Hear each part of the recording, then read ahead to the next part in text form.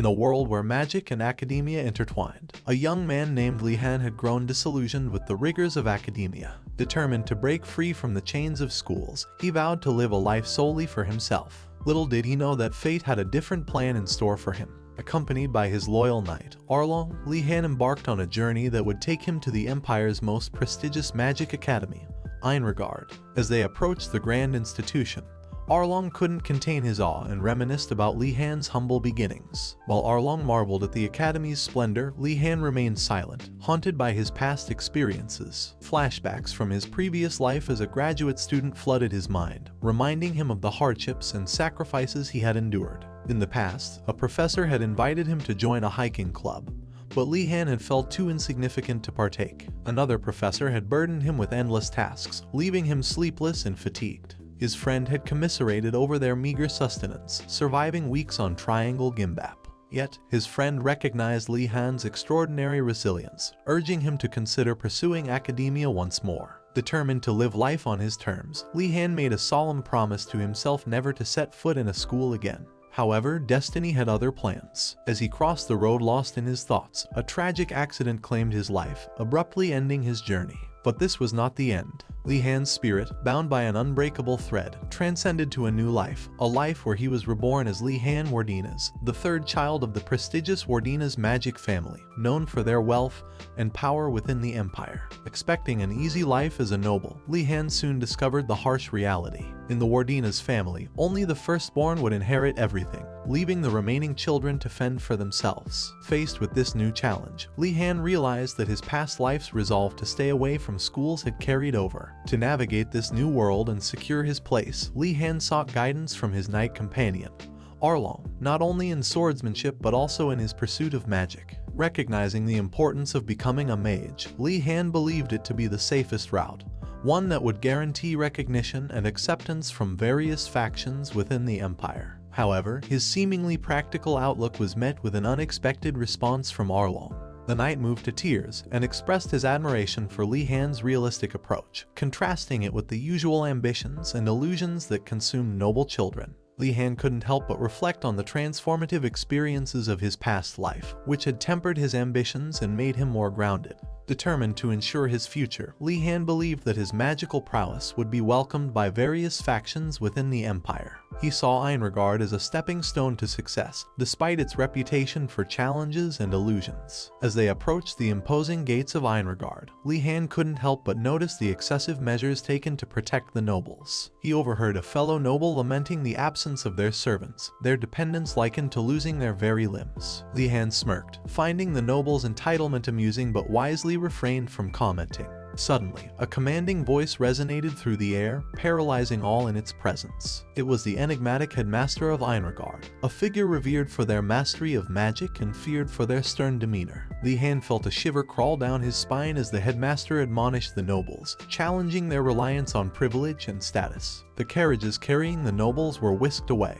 leaving them stranded outside the academy's gates. As the heavy doors swung open, revealing the secrets within, Li Han's heart raced with both anticipation and trepidation. He knew that the journey ahead would be fraught with peril, but also brimming with untapped potential and hidden wonders. And so, Li Han stepped into the hallowed halls of Einregard, fully aware that his life was about to change in ways he could never have foreseen. The grand doors of Einregard Academy swung open, revealing a vast hall. Li Han, still trying to process the whirlwind of events that had led him here, stepped inside with a mix of curiosity and apprehension. The silence enveloped him, heightening his senses. Li is approached by a girl named Yeoner Mayakin.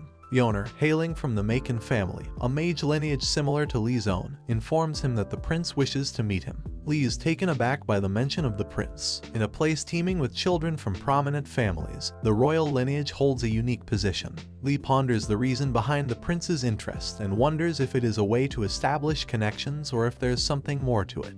Yeoner urges Li to accompany her to meet the prince, as she had faced repeated rejections until now. Li, considering the potential benefits of befriending someone of high status, agrees to join them.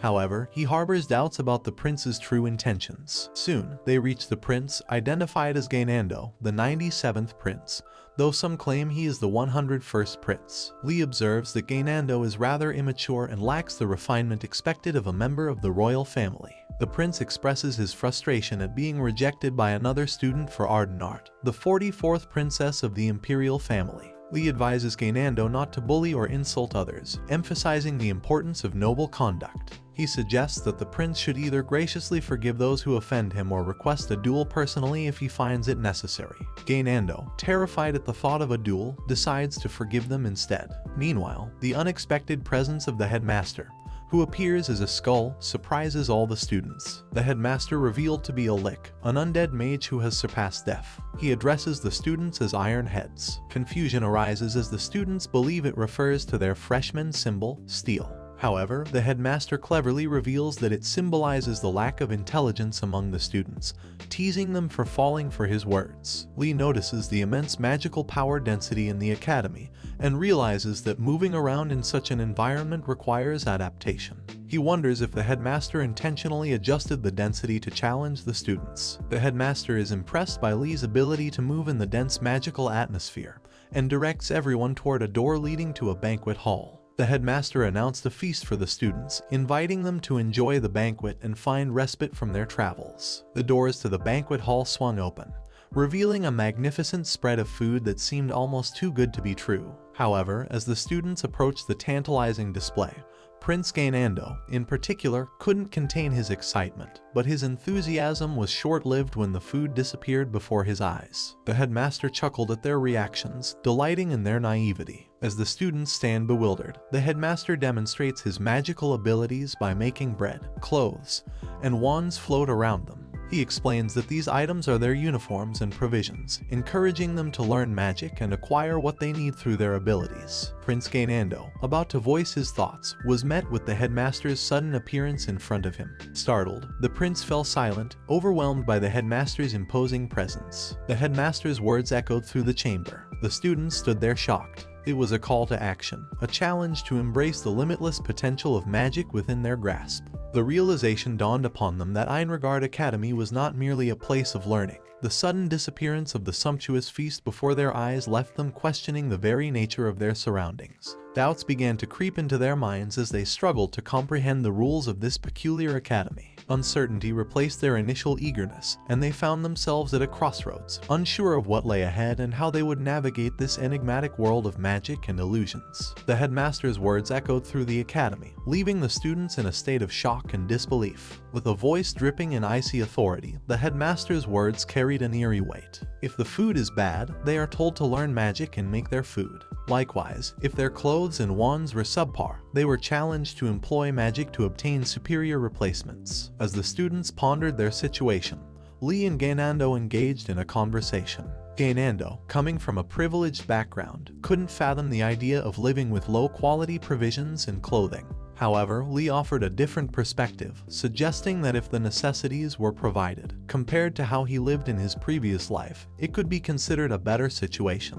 The Wardina's family, their enigmatic nature is fueled by a scarcity of information even within a noble society. Unlike their counterparts, the Wardinas focus solely on magic research, foregoing the trappings of social life. As a result, misunderstandings flourished, casting an aura of mystery around the family. Gainando issued an offer to Lee to visit his home after hearing what Lee had to say and feeling sorry for him because even the maids of his own noble family were not given such scant bread and worn-out clothing. Unprepared for the sudden invitation, Lee respectfully accepted while not completely understanding the significance of the proposal. The story then shifted its focus to the dormitories at Reincarnated Academy. The dormitories, shrouded in mystery and anticipation, existed within the academy grounds. Among the rumored dormitories, the vainglorious Blue Dragon's Tower commanded awe and respect. It was said to be a realm accessible only to those blessed with the noblest of lineages, the blue-blooded descendants of dragons, including the royal family and esteemed nobles. Its presence loomed with an air of opulence and exclusivity, evoking visions of regal halls adorned with ornate dragon motifs. In stark contrast, the eternally burning Phoenix's tower held an air of solemnity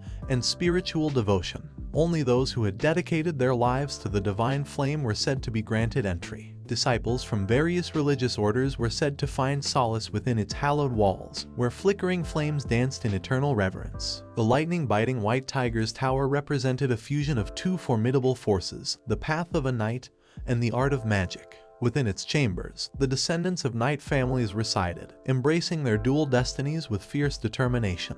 It was whispered that the atmosphere crackled with electrifying energy, symbolizing the unyielding resolve and unrelenting strength of those who walked the path of both warrior and mage. Lastly, it was revealed that the Black Turtle's tower housed students with lower status, including peasants, servants, slaves, and individuals from newly rising low noble families. The students residing in this dormitory were often looked down upon by others, leading to a sense of low spirits among them. However, Lee had a different perspective.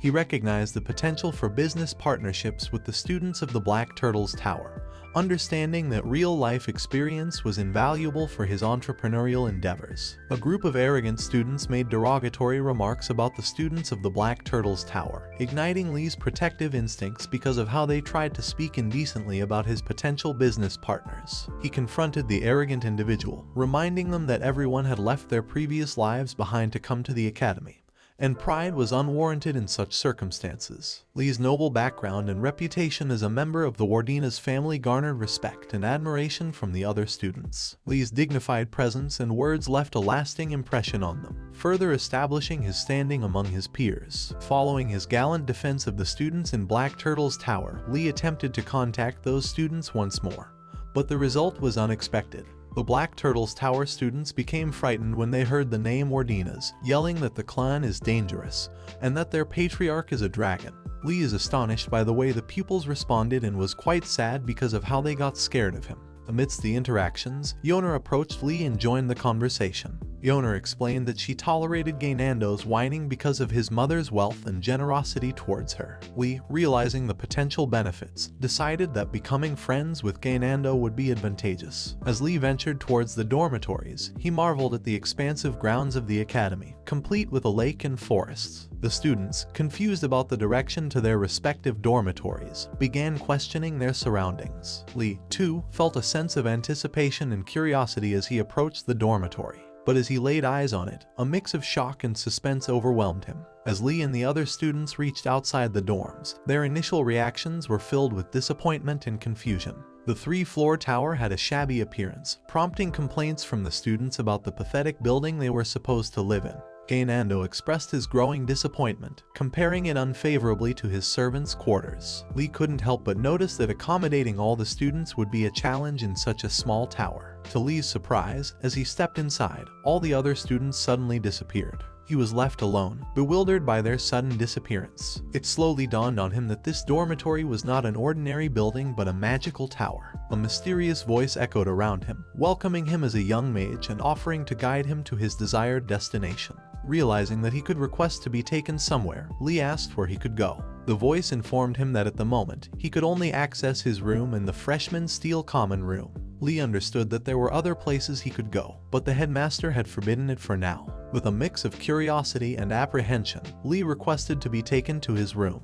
Inside his room, Lee took the opportunity to familiarize himself with the mandatory subject of Iron Guard, which seemed to be the only required course. He discovered that the academy offered various elective subjects, which students could choose after attending classes for the first month. As he read, Lee came across a quote by AsuraScans, the headmaster, emphasizing the importance of seeking truth and forging one's path in the world of magic. Lee couldn't help but compare the academy to his previous experiences in graduate school, finding it less strict and more relaxed in its approach. His room had everything he needed, and he felt content with the initial impression.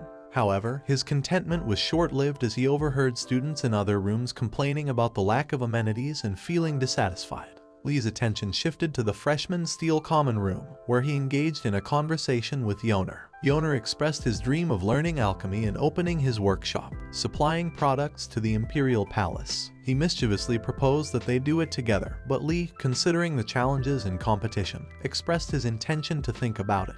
In Lee's mind, stability and a secure career path seemed more appealing, so he contemplated pursuing subjects with less competition and easy-to-achieve grades. However, he refrained from sharing his thoughts with the passionate Yoner, not wanting to discourage her. Meanwhile, Gainando burst into the room, distressed about his empty and seemingly robbed living quarters. Lee and Yoner exchanged dumbfounded looks in response to Gainando's confusion. The next day, Lee found himself engrossed in a book titled Understanding the Basics of Magic. He learned that the subject was mandatory for first-year students, while the other classes varied based on the dormitories. However, he couldn't help but notice the overall dispirited state of his fellow students. They complained of hunger, discomfort from uncomfortable beds, and a general sense of dissatisfaction. Lee's mind drifted back to his previous life, where he remembered the demanding schedule and lack of breaks. Despite the challenging conditions, a promise of a sumptuous feast awaited them once the schedule was over. Comparing it to his current situation, Lee concluded that Einregard was indeed better. As the students gathered in the designated classroom, their anticipation quickly turned into shock and terror. The source of their fear became apparent. The troll standing in the classroom. Trolls were infamous monsters known for their ferocity, feared even among the nobility. However, this troll wore clean clothes and introduced herself as Garcia Kim, a half-troll. Despite the initial fright, Garcia assured the students that they need not fear, claiming that she didn't eat people unless she was very hungry. Her unsettling statement left the students in a state of unease, wondering what kind of classes they were about to embark on in this peculiar academy. In the classroom, Professor Garcia Kim, a troll of mixed blood, stood before a group of students. The students were initially scared of her, given her troll-like appearance, but she reassured them that there was no need to fear because she didn't eat humans. Although she added a chilling remark about only doing so if she were very hungry while licking her lips, which further unsettled the students. Garcia began her lecture by explaining the concept of magic. Ardenard offered a definition stating that mages change the world through their will. Garcia approved of the answer and elaborated, explaining that magic is the ability to harness power from its origins and use it to shape the world. She emphasized that while feeling magic power is essential, it takes more than that to use magic. It requires the will to gather and control magic power, often involving incantations, movements, or reagents. Above all, she emphasized the importance of one's own will in practicing magic. Wanting to give the students a hands-on experience, Garcia instructed them to stand up and take out their staff. Each student attempted to gather their magic power, with some summoning ice and others summoning flames. Garcia then instructed them to imagine an image of light while concentrating and controlling their magic power. She asked them to shout the incantation, "Oh, light." Despite their efforts, none of the students succeeded in casting the spell. One student, Gainando, panicked as his magic power seemed to move on its own. Garcia quickly intervened to prevent any mishaps, assuring the students that it was her responsibility as a professor to prevent magic power from going out of control. Undeterred, Garcia encouraged the students to continue practicing, reminding them not to be scared and to try as long as they had magic power left. The students made several more attempts, but their frustration grew as most of them gave up with each try. Garcia observed the students. She knew that the spell they were attempting, Illuminate, was considered a simple magic spell but usually required at least a month of practice. She understood that it was something the students needed to experience firsthand, rather than being told about it. Despite the dwindling number of students attempting the spell, one remained determined. Li Han, the last student standing, raised his hand and asked if he could continue. Intrigued by his persistence, Garcia allowed him to proceed. Garcia couldn't help but wonder how this boy managed to try the spell 7 times. It was uncommon for a student to have enough magic power to attempt it that many times. She asked for Li Han's name, to which he replied with his name. Though Li Han used his name instead of his family name, Garcia appreciated his belief in equality, which was upheld in the school. She asked Li Han to come forward and placed her hand over his. As Garcia attempted to measure Li Han's magic power, she was taken aback by the immense pool of magic within him. It felt overwhelming, like being engulfed in a vast sea of power. Momentarily stunned, she snapped out of her surprise as Li Han started calling out her name and resumed the lesson, brushing off any concerns. As they spoke, Gainando whispers to Yoner about how should they save Li Han from being eaten by Garcia, but Yoner dismissed him, urging Gainando to be quiet. Garcia dismissed him while asking him to meet her after school. Li Han, with a confused look, agreed to meet with Garcia after school as she had requested. Garcia concluded the lecture by reassuring the students that depleting their magic power was normal, and that with training, they would gain more power while learning to reduce consumption. She cautioned them against overexertion, as it could lead to injury. In the end, Garcia reassured the students that she didn't eat students, lightening the atmosphere. After emphasizing the importance of proper training and caution, she concluded the lecture and commended the students for their efforts. In her office, Li-Han met with Garcia, curious about why she had requested to see him alone. Garcia revealed that she had already heard about him from the headmaster. Surprised and wary, Li-Han wondered what the eccentric headmaster had said about him. Garcia, having called Li to meet her alone, reveals that she has heard about him from the headmaster. Li is surprised that the headmaster, who appears crazy, spoke about him to the professors. However, Garcia reassures him that there's no need to worry, as the headmaster, despite his eccentricity, is kind at heart. She explains that the headmaster has a keen eye for people and informs the professors about the new students. Garcia recalls what the headmaster said about the students. He warned her about a beast man that could likely burn down the dormitories and told her to be careful around a girl that is a devil of mixed blood and doesn't use holy magic around her. He had mentioned that Li possesses great foolishness. Garcia ponders on the Eastern saying that great folly also means great wisdom. She believes that the headmaster meant that Li has the potential to succeed remarkably. She finds Li's potential intriguing and expects great things from him. Li asks Garcia about the purpose of their meeting. Garcia reveals that she called him because he has an exceptional amount of mana, which is a talent for a mage. However, she explains that having an excessive amount of mana can be challenging to control. Li becomes disheartened, realizing that his abundance of mana makes it difficult for him to control it properly. To assist him, Garcia gives Li a bracelet that absorbs mana temporarily. Li expresses gratitude but also expresses his desire for other advice. Garcia suggests that using a variety of magic skills to consume his mana might help. She encourages him to practice alone, as his mana will not easily be depleted. Li, feeling overwhelmed, contemplates his future. He wonders if he should focus on classes that do not require magic. Yoner suggests alchemy, but Gainando dismisses it, considering it suitable only for servants. Yoner becomes angered by Gainando's comment. She clenched her fists and punches him while yelling at him to never come to the infirmary to ask for the potions, indicating her familiarity with such confrontations. In the basic alchemy class, Li questions Yoner about her punch,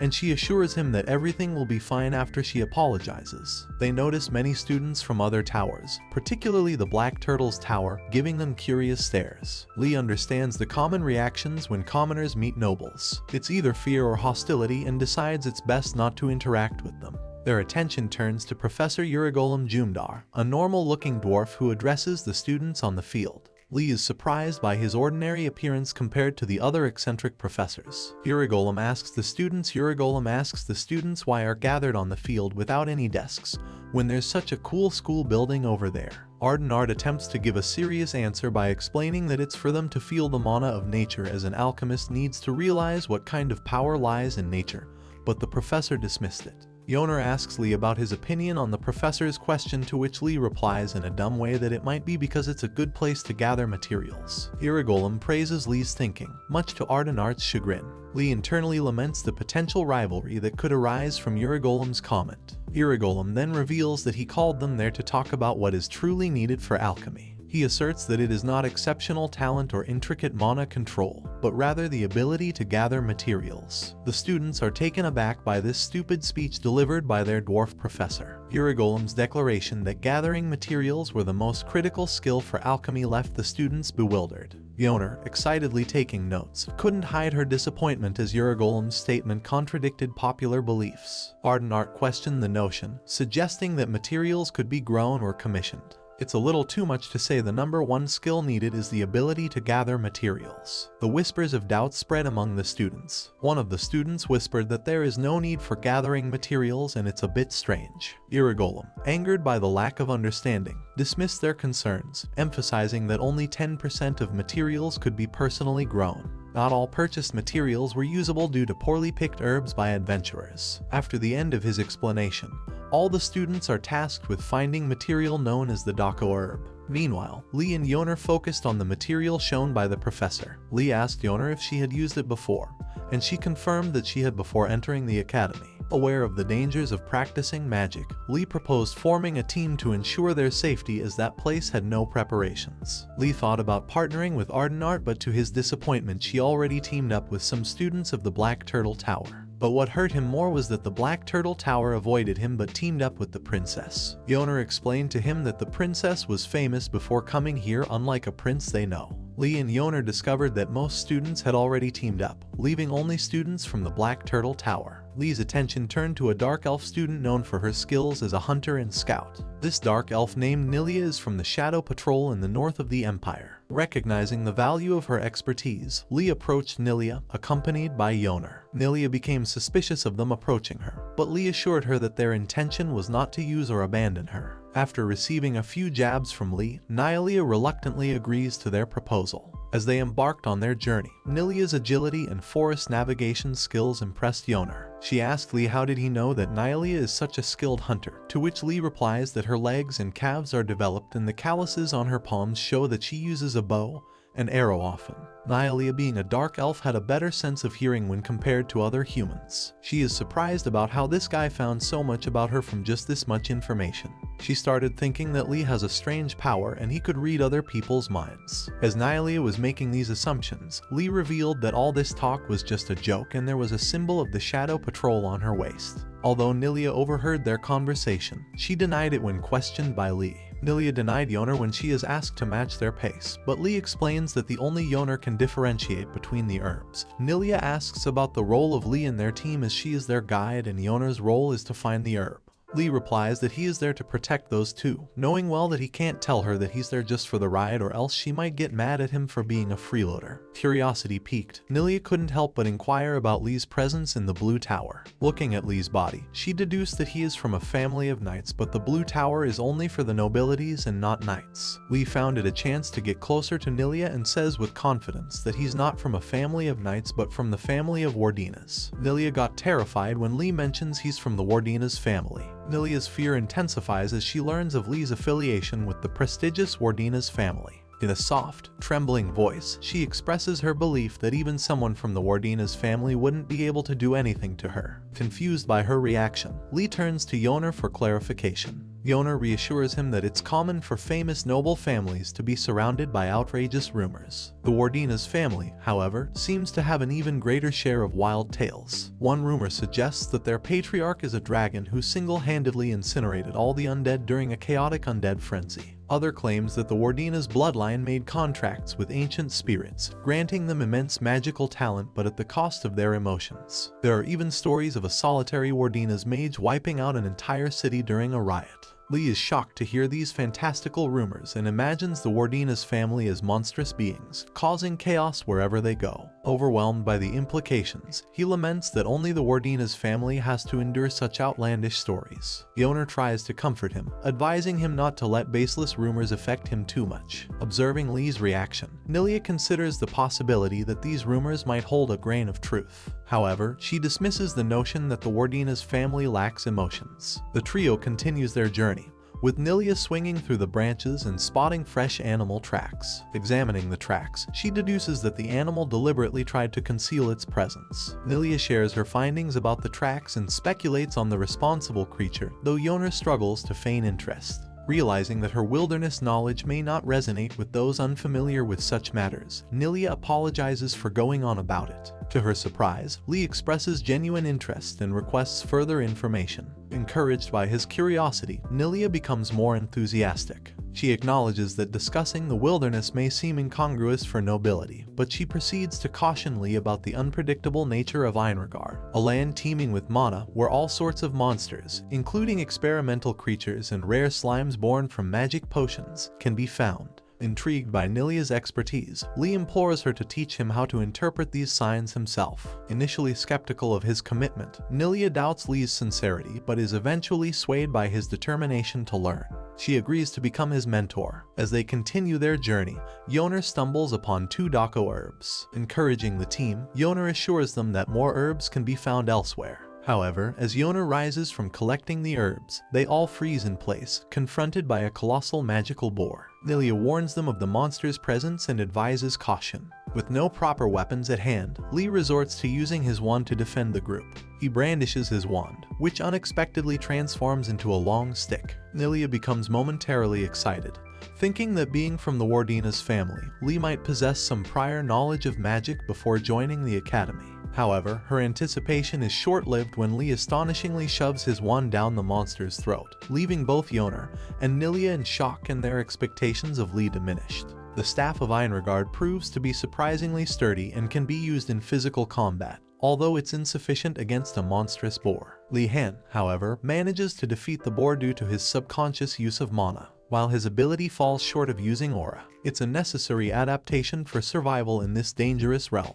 Examining the fallen boar, Nilia proclaims that Lee killed it, leaving Yoner perplexed about the unconventional class dynamics. Suddenly, they hear a scream and rush to its source, finding a group of students facing another magical boar. Lee suggests observing from a distance, confident that the larger student group can handle the situation. One of the students, Ashan Dalkard, steps forward and declares his intention to fight the boar. Yoner observes the scene and reveals that Ashan belongs to the Dalkard family, renowned for their exceptional problem-solving abilities. While the Wardina's family has served as advisors to the Emperor for generations, the Dalkard family has held premier positions and managed finances. Lee concludes that if Ashan is a Dalkard, he should be trustworthy and skilled in swordsmanship. Ashan claims to be able to predict the boar's every move, safeguarding Princess Ardenart. However, his predictions prove inaccurate, and the boar's kick hurls him through the air. The enraged boar turns its attention to the group of students protected by the princess. Lee's group observes the situation from a cliff as Yoner asks him what he plans to do to save them.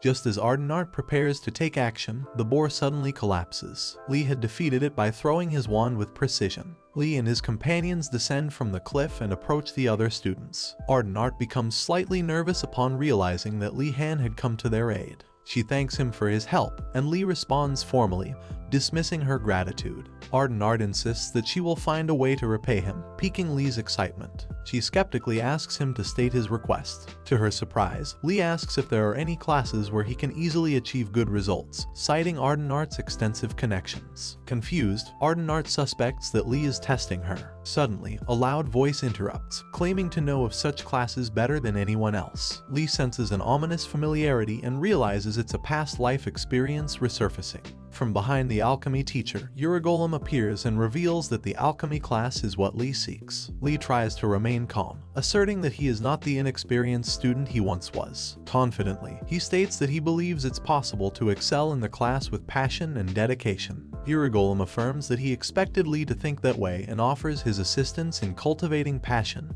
and love for alchemy. Anxious, Lee replies that he still needs to explore other classes. The other students whisper among themselves, envious of the attention Lee is receiving. Lee silently prays that their jealousy won't escalate. Uragolem concludes the class for the day, mentioning that the other groups who went to different locations didn't encounter the boars. Ashan questions whether the professor intentionally guided the boars toward them. The teacher explains that the objective of the lesson wasn't just to find herbs, but to expose the students to various situations they might encounter during their search. An alchemist must be prepared to handle diverse challenges. Angry thoughts swirl in the students' minds as they curse the professor silently. Yoner asks if they still need the Dako herb they worked so hard to find. Uragolem expresses surprise, as he never expected them to discover it. He congratulates Lee, Yoner, and Nilia for passing the test, praising them as talented students meant for his class. He insists that Li Han must enroll. Hearing this, Lee can only think of one thing: that he's screwed up. With no other option, Lee reluctantly agrees to take Uragolem's class. Uragolem notices that Lee is surprisingly mature for his age, as most students would typically be rebellious. He declares that as a reward for killing the boar and obtaining the Dako herb, Lee will receive a special privilege. Curious, Lee asks about the nature of this privilege. Uragolem explains that he has a cabin in the forest and will allow Lee to visit it as much as he wants throughout the semester. Lee, haunted by his past life experiences, envisions himself being assigned various household chores by his professor. Uragolem, realizing his mistake in not explaining further, clarifies that the special privilege involves food. He states that although the students may not be enthusiastic about it now, they will come to appreciate it after a week. Lee realizes that survival on just bread is challenging, especially considering that all the noble children reside in his tower. Uragolem reveals that his cabin is filled with ingredients, including spices and vegetables that he obtained from the forest. Lee understands that this is essentially a voucher for an unlimited buffet. Excited by the offer, he exclaims that alchemy is the best. Uragolem responds positively, stating that he is starting to like Lee more and more. After the test concludes, students murmur among themselves about the professor's eccentricity in unleashing monstrous boars, vowing never to return to his class. Exhausted by the school and its dynamics, Lee realizes that his focus should be on setting aside rations. Together with Yoner and Nilia, they begin dismembering the boar. Although Lee learned animal dissection from Arlong, he cannot do it alone. Yoner offers her help despite her fear and nervousness, with the only request being a share of the meat. Surprised, Nilia questions their ability to handle such tasks, as nobles typically lack experience in such matters. Lee and Yoner reassure her that if they want to eat meat, they must learn to do this. Nilia eventually relents and agrees to show them the skills of a hunter. Lee feels relieved, knowing that Nilia is an expert, and Yoner comes from a family familiar with handling materials. With their combined efforts, they should be able to accomplish the task. Meanwhile, the professor brings the necessary equipment, and they begin the process of dismembering the boar. Nilia is surprised to see that Lee is performing better than expected and wonders if the Wardina's family teaches these skills. They are instructed by the professor to separate the lean meat and hang it on wooden branches. They are also advised not to discard the intestines, as they will be used to make sausages. Lee smokes the meat to preserve it, surprising Uragolem, who praises him for surpassing his expectations. Uragolem explains that the meat would have decomposed, regardless of the cool weather. As they grow hungry, Lee requests some bread and butter, which the professor provides along with jam, making the meal even more enjoyable. It is the first time these students have experienced such a delicious meal since entering this hellish school. After finishing the meal, Yoner asks what they should do with the remaining meat. Nilia suggests sharing it with other students in their tower, but Lee and Yoner misunderstand, thinking she means to sell it. Lee explains that the students in Blue Dragon's tower are wealthy, so selling the meat wouldn't be an issue. Yoner agrees, stating that nobles would be embarrassed to accept things for free. Nilia is surprised by their behavior and wonders if all nobles are like this. Nilia questions their intentions, wanting to make sure they truly plan to sell the meat for money. Lee asks if she wants to join in, but Nilia declines, mentioning that she intended to give the meat as gifts to her friends. Lee warns her that she may regret her decision, while Yoner agrees, stating that friendships may fade, but riches endure. Nilia dismisses their concerns. The professor observes them with a smile, privately noting that they are passionate students but also troublemakers. He concludes that he will likely have many headaches because of them. In the vast grounds of the vainglorious Blue Dragon's tower, nestled amidst the fragrance of the surrounding forest, a peculiar aroma wafted through the air. It was a tantalizing smell that caught the attention of the students, stirring curiosity and appetite. Lee and Yoner, two enterprising individuals, were responsible for the source of this delightful scent. They had set up a makeshift cooking area and were busy preparing a delicious steak. The sight of the meat piqued the interest of the students, and they gathered around, both amused and astonished. Lee beckoned the students to sit down, assuring them that there was enough for everyone. However, his generosity came at a price: 2 silver coins per person. The students, longing for a taste of meat after a long time, eagerly agreed and paid the requested amount. As they savored the succulent steak, tears welled up in the students' eyes. The delectable flavor seemed to ignite a newfound sense of joy and gratitude. In their exuberance, they started chanting the names Wardina's and Macon, acknowledging Lee and Yoner's culinary prowess. Though Lee and Yoner had charged 3 times the usual amount, their plan had succeeded beyond their expectations. The two shared a wicked smile, reveling in their success. It was a win-win situation for them, satisfying the students' hunger while reaping substantial profits. Amidst the commotion, Gainando, who had been drawn out of his dorm by the uproar, approached the scene with hunger in his eyes. He was taken aback by the sight of the plentiful meat. Lee warmly greeted Gainando, urging him to join the feast. However, when Gainando expressed his inability to pay, Lee brushed off the concern, assuring him it was not a problem. Lee produced a contract, offering Gainando the opportunity to designate an amount and sign his name. Overwhelmed by Lee's kindness, Gainando was moved to tears, considering himself fortunate to have such a generous friend. It was a heartwarming moment that added to the satisfaction of the day. The next day dawned, and conversations among the students turned to the seemingly pointless topics they were being taught, such as basic magic personality education. Some questioned the necessity of such teachings for nobles like themselves, who were already deemed perfect. Lee, hearing these remarks, couldn't help but wonder how they could utter such sentiments without a hint of irony. To their surprise, the headmaster of the school suddenly materialized before them, greeting the students. The revelation that the headmaster was also their personality education professor left the students astounded. The headmaster expressed his astonishment that the students had finally managed to find food. When a student questioned why they were expected to fend for themselves and why everyone had to contribute, the headmaster silenced the pointless chatter with a stern warning. He expressed satisfaction that the students' empty minds had finally grasped the concept. Inwardly, the headmaster contemplated the yearly influx of new students, noting that the Blue Dragon's tower, comprised mostly of nobles, always seemed slower to adapt due to their lack of hardship. Despite this, he congratulated the students on their ability to adjust. However, he was well aware that Li Han was the driving force behind the recent changes. From the moment he laid eyes on Li, the headmaster sensed something different about him. Surprised by the contrast between Li's flexibility and the stubbornness typically associated with the Wardina's family, the headmaster pondered the significance of adaptability and free thinking in a magician's journey. He believed that presenting his students with problems was crucial to nurturing these traits. A curious student dared to question the purpose of the personality education class. In response, the headmaster grew enraged, demanding the student's interpretation. When the student admitted uncertainty, the headmaster's anger intensified, revealing that the class served as a means for him to avoid being held accountable for the graduates' actions. The headmaster, in his commanding voice, explained that magicians were an unpredictable group, warning the students not to deny this fact,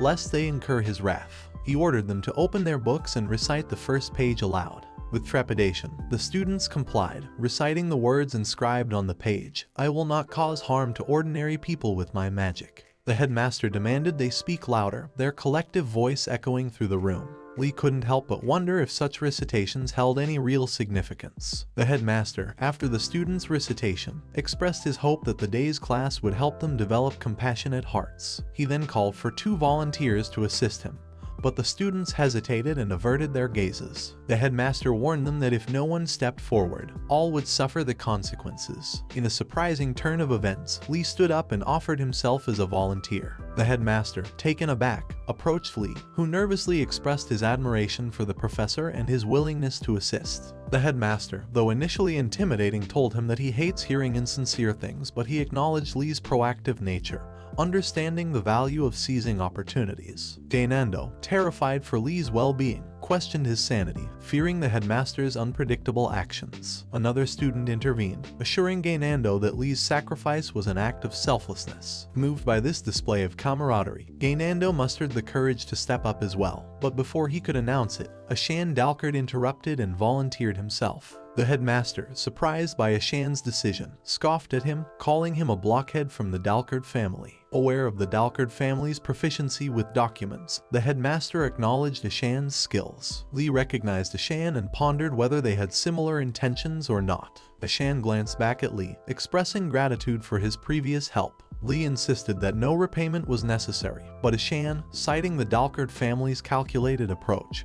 stood by his decision.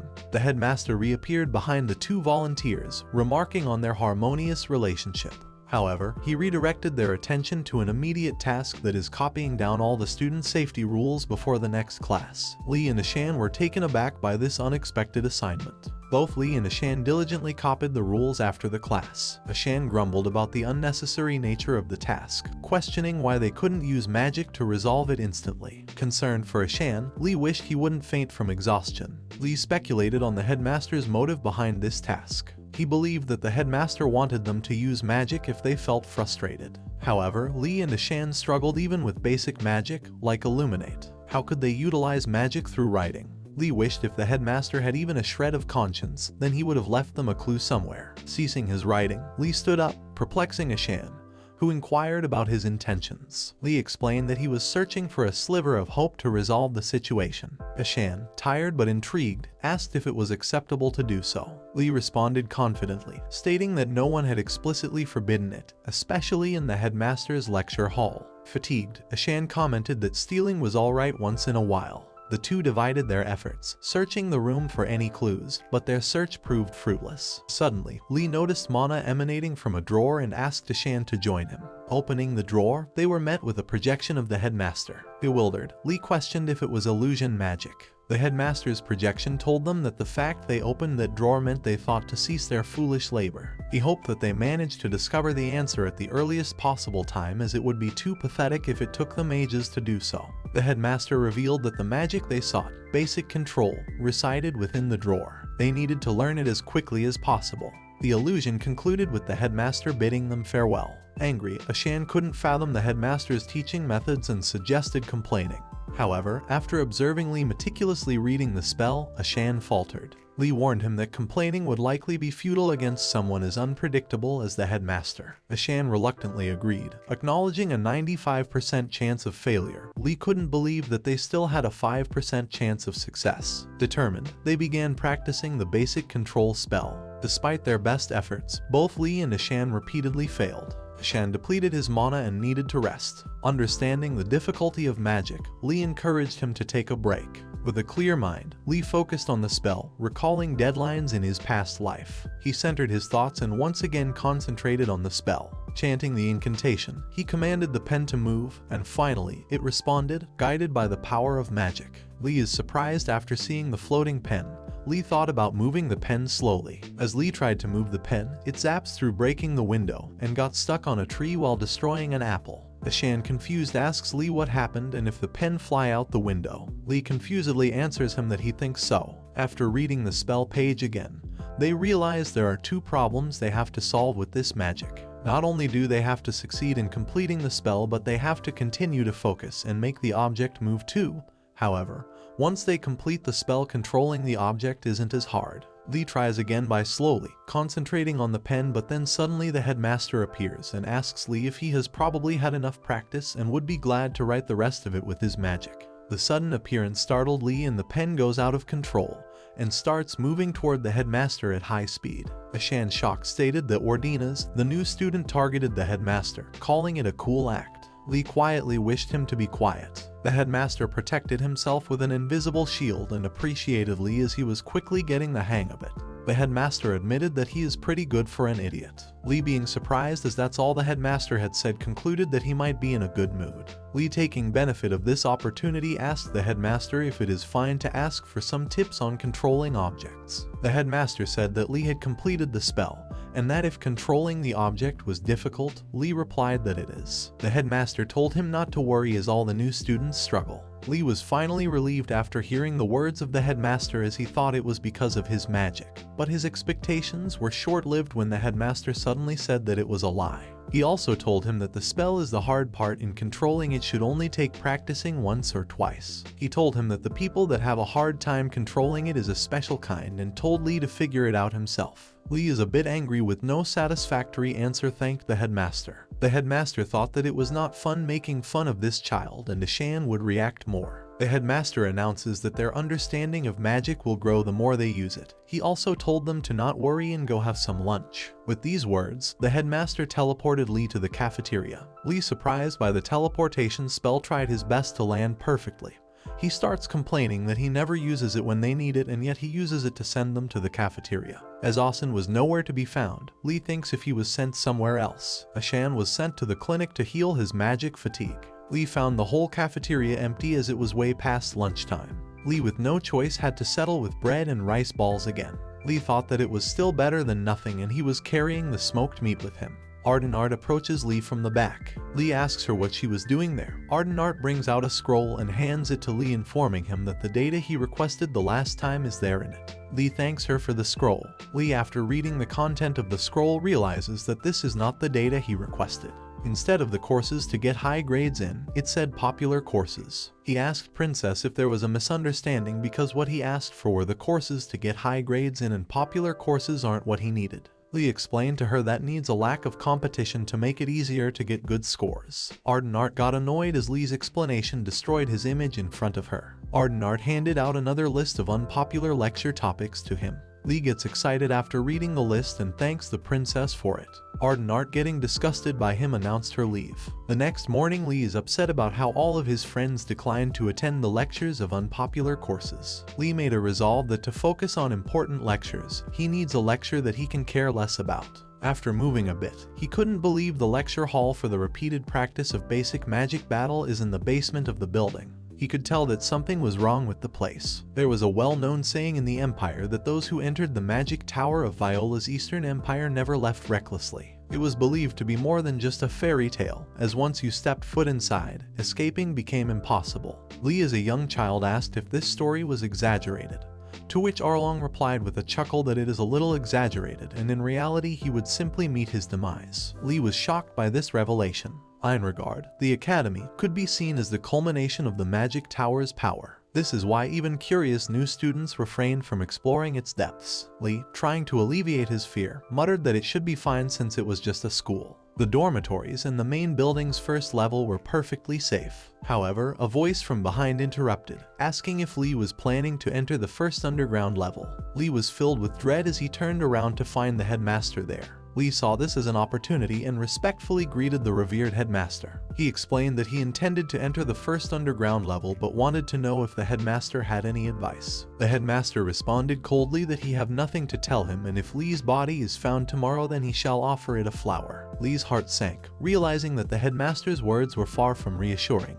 Undeterred by the headmaster's cryptic warning, Lee ventured into the basement in search of the lecture hall. Eventually, he found it, but an ominous feeling overwhelmed him as he approached the room. Outside the lecture hall, Lee encountered a group of students. He thought to himself that with so many students in the school, he couldn't possibly be the only one attending the lecture. To his surprise, the students read the lecture name and quickly realized they were in the wrong place, avoiding potential trouble. As they walked away, they discussed how nobody dared to take that class and how everyone in their tower feared it. With a brave heart, Lee entered the lecture hall, only to find 3 students already seated. As he made his way to a seat, a voice from the back instructed everyone to take their places. Lee was startled, as he hadn't noticed anyone there before. He turned his gaze toward the source of the voice and saw a figure with pale skin, gloomy eyes, and long canine teeth. Lee immediately deduced that he was a vampire. The vampire introduced himself as Bloody Greg, the professor in charge of the class. Professor Bloody Greg explained that the objects on the students' desks were made from spirit star stones, sensitive to mana. He revealed that as constellations filled their designated spaces, they emitted divine power, which the spirit star stones absorbed, causing them to change. The professor instructed the students to rise from their seats and infuse their mana into a ball made from the spirit star stone. Lee felt a pang of self-doubt, considering his previous failure in using basic magic like illumination.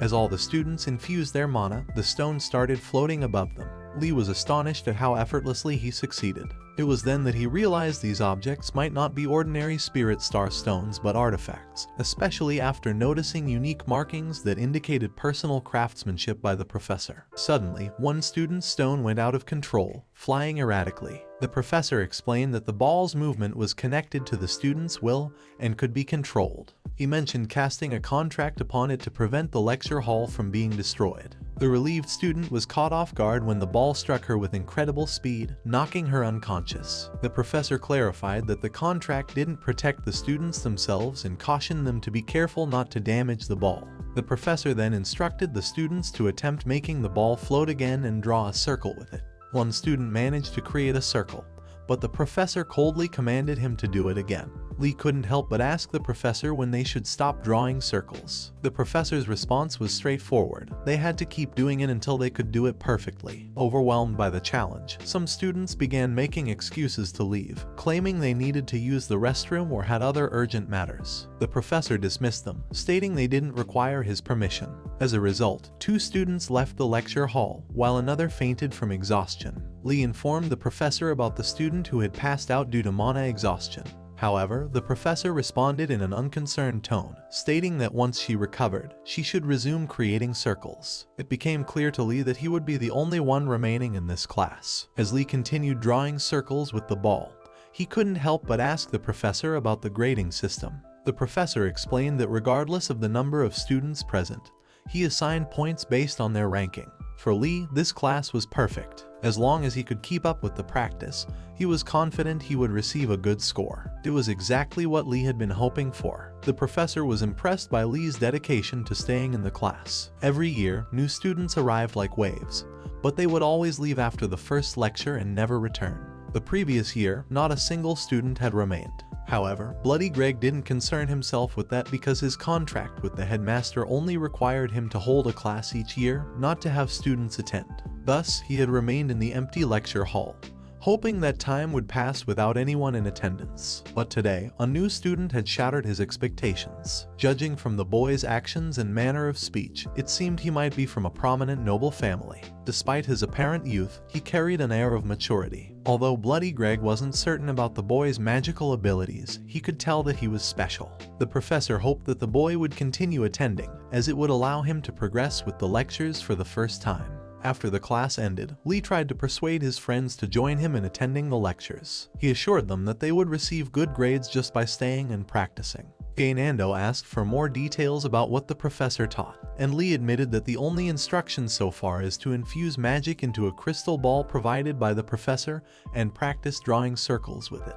When asked about what they would do afterward, Lee confessed that nothing else had been mentioned. Gainando and Yoner seemed disappointed by this and questioned whether the professor might be a fraud. Lee, however, shrugged off their concerns and asked why it mattered when they were guaranteed good grades. Shocked by Lee's nonchalant attitude, Yoner remarked that Lee was truly unique, focused solely on practical matters. Lee assured them that it was fine if they were opposed to the idea and excused himself, mentioning his next class, basic swordsmanship. This revelation surprised Gainando and Yoner, as Lee intended to attend swordsmanship lectures in a magic school.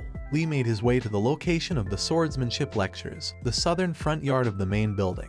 To his surprise, he found a larger crowd than expected. All the students were from the White Tiger's Tower, predominantly children from knight families who possessed natural talent in swordsmanship and took the class seriously. Whispers started circulating among the students about Lee's background from the Blue Dragon's Tower and his affiliation with the Wardina's family. Some mocked him, suggesting that his swordsmanship skills were merely taught by a nanny, emphasizing the limits of looking down on the art. Lee overheard the whispers and noted that their pride exceeded his expectations. An orc student approached Lee, questioning whether he was indeed the son of Wardina's family and from the Blue Dragon's Tower. Lee nonchalantly asked what if he was, and the orc warned him that he might be in the wrong place, as the class was meant for serious swordsmanship practitioners and not beginners. Lee thanked the orc for clarifying without showing any signs of fear. Sensing Lee's dismissive attitude, the orc insisted that the class was not like the sword-flailing nobles engaged in. Lee brushed him off, stating that he understood, and even challenged the orc to a duel, mocking his skills. Enraged by Lee's taunt, the orc was about to start a commotion when the professor called for the students to gather around. Introducing himself as Professor Ingoldal, the professor acknowledged that all the students likely had some experience wielding a sword. He explained that his role was not to go over the basics but to help the students improve their techniques, assuming they had come to either enhance or maintain their current skills. As the professor spoke, Lee felt a tap on his shoulder and turned to see another elf standing there, capturing his attention. Lee Han was attending the swordsmanship class and listening to Professor Ingoldal as he introduced himself when suddenly he felt a tap on his shoulder from behind.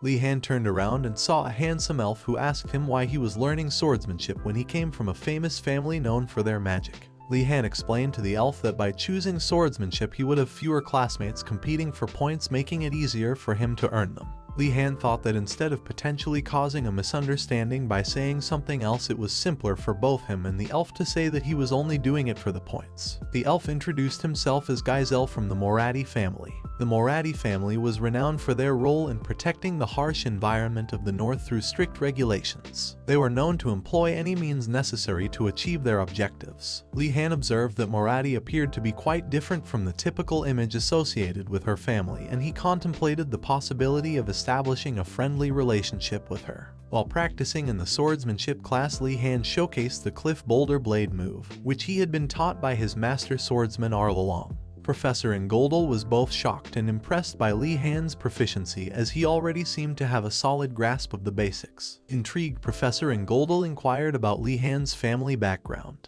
Lee Han revealed that he hailed from the esteemed Wardina's family. Professor Ingoldal was taken aback by this revelation, but he proceeded to question Lee Han about his motivation for learning swordsmanship. Lee Han, not entirely honest in his response, stated that he believed it to be a necessary skill for nobility. In reality, Lee Han was apprehensive that his grades would suffer if he said something different. However, upon noticing the professor's peculiar expression, Lee Han quickly added that he genuinely shared that perspective as well. As Lee Han delved deeper into his studies, he realized the profound nature of swordsmanship, which compelled him to pursue it earnestly. Impressed by Lee Han's dedication, the professor commended him and decided to personally train him to draw his sword. As the professor unsheathed his sword and decided to personally train with Li Han, nervousness consumed him. Li Han endured the challenges and setbacks during the training session under the watchful eye of the professor. Eventually, the professor deemed it appropriate to conclude the class for the time being and called upon the next group of students for their training. Li Han was greatly impressed by the professor's exceptional swordsmanship skills. Observing the professor instructing the students from the White Tiger Tower who were destined to become future knights, Li Han marveled at how effortlessly the professor handled them. Comparing Arlalong's unwavering strength as a swordsman to Engoldal's fluidity despite his prosthetic arm and leg, Li Han realized that Professor Engoldal epitomized the essence of a true instructor. The professor keenly recognized the techniques of each student and offered them direct and valuable advice, showcasing his expertise in teaching. As the swordsmanship class approached its end, the professor unexpectedly called upon Li Han and Drugu from the Choi family. Li Han felt confused as to why the professor was summoning them, only to realize that Drugu was the orc who had previously instigated a confrontation with him. Li Han and Drugu found themselves facing each other, and the professor announced that they would now engage in a sparring session. This announcement left everyone around them in shock, while Drugu wore a smug expression and readily agreed to the challenge. The professor handed them wooden blades for the spar. Determined, Li Han recalled the obstacles he had overcome in his journey of learning swordsmanship. He steeled himself for the upcoming fight, mentally preparing to give it his all. Professor Engoldal chose Li Han and Drugu for the spar because they stood out the most among the students. The professor recognized that mastery of swordsmanship could not be achieved through theory alone. It required extensive practice and real combat experience for individuals to develop proficiency. For example, take a technique that targets the opponent's neck. Merely understanding the theory of the technique would not be sufficient to overpower an opponent. It is only when accompanied by repeated practice, practical application, and combat experience that a swordsman can truly unlock the technique's power. Using the technique alone would present a challenge in overpowering an opponent. The true power of the technique can only be unleashed when accompanied by theoretical guidelines, understanding, and practical application. Li Han and Drugu fulfilled these requirements, showcasing their ability to channel even a small amount of mana. This demonstrated their exceptional talent as potential knights. The professor commanded Li Han and Drugu to assume their positions. As he observed Li Han's exceptional swordsmanship skills, the professor couldn't help but feel a sense of pride, knowing that Li Han did not hail from a noble knight family. He eagerly anticipated witnessing their performances in the upcoming duel. The Choi family specialized in the use of the Alpine Lunar Sword, a weapon known for its swiftness and razor sharpness. In contrast, Li Han wielded the Cliff Boulder Sword, a heavy and sturdy blade. Recognizing the stark contrast in their swordsmanship styles, the professor believed that Li Han and Drugu would have much to learn from each other. As rivals, they had the opportunity to grow and improve through their differences. The duel between Li Han and Drugu began with Li Han holding his ground as Drugu made the first move, charging at him with his sword. However, Li Han skillfully deflected Drugu's attack and caught him off guard by throwing sand in his face, momentarily stunning him. The other students watched in astonishment while the professor expressed admiration for Li Han's maneuver, recognizing its effectiveness. The professor stressed the importance of doing whatever it takes in battle, as only life and death truly mattered. He acknowledged that this concept might be challenging for the other students to understand, considering their upbringing in honorable families that placed high value on respect. This mindset, which disregarded the surrounding circumstances in pursuit of victory, was not easily acquired. The professor believed that Li Han embodied the qualities of a true swordsman who embraced this mindset. Li Han continues his relentless assault on Drugu without stopping. Li Han is fully aware of Drugu's exceptional abilities. Despite his caution, Li Han remains focused on creating a situation where he can secure a victory in the battle. Finally, in a strategic move, Li Han placed his foot on Drugu's foot, causing him to lose his balance. Drugu tumbles to the ground and rolls away from Li Han, visibly angered by the turn of events. Undeterred, Drugu swiftly stands up and charges at Li Han once again, but Li Han calmly defends against his attacks with his sword. The professor remains very impressed with the performances displayed by both Li Han and Drugu on the field. Li Han notices that Drugu's agitation is growing, yet he can see that Drugu still possesses a significant amount of energy. Drugu stands tall in front of Li Han, ready to face the attacks. Li Han and Drugu continue their sparring session in the field. Li Han becomes aware of Drugu's increasing agitation, yet he also realizes that Drugu still possesses a significant amount of energy. Feeling a hint of stress, Li Han understands the importance of maintaining composure and a focused expression. He knows that he must find a way to increase his chances of winning.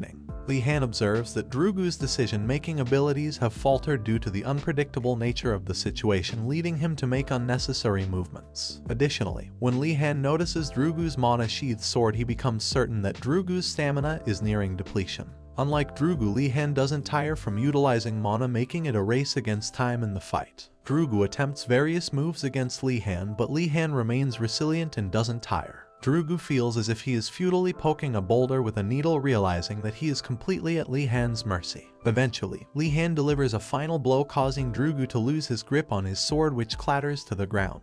The professor intervenes, signaling that the winner has been determined. Reflecting on the outcome, the professor acknowledges that if Drugu had maintained composure, the result might have been different. However, considering Drugu's young age, it was understandable that he struggled to endure the overwhelming sense of oppression. The professor begins by emphasizing that winning isn't the sole measure of success. He commends both Li Han and Drugu for displaying incredible skills during the intense fight. The professor emphasizes the importance of humility in victory and encourages the loser to take the experience as motivation for growth. With these words, both Li Han and Drugu step forward, with Li Han maintaining caution. Surprisingly, Drugu expresses appreciation for the fight and offers an apology for his earlier rudeness. Li Han and Drugu extend their hands, shaking hands in a show of sportsmanship.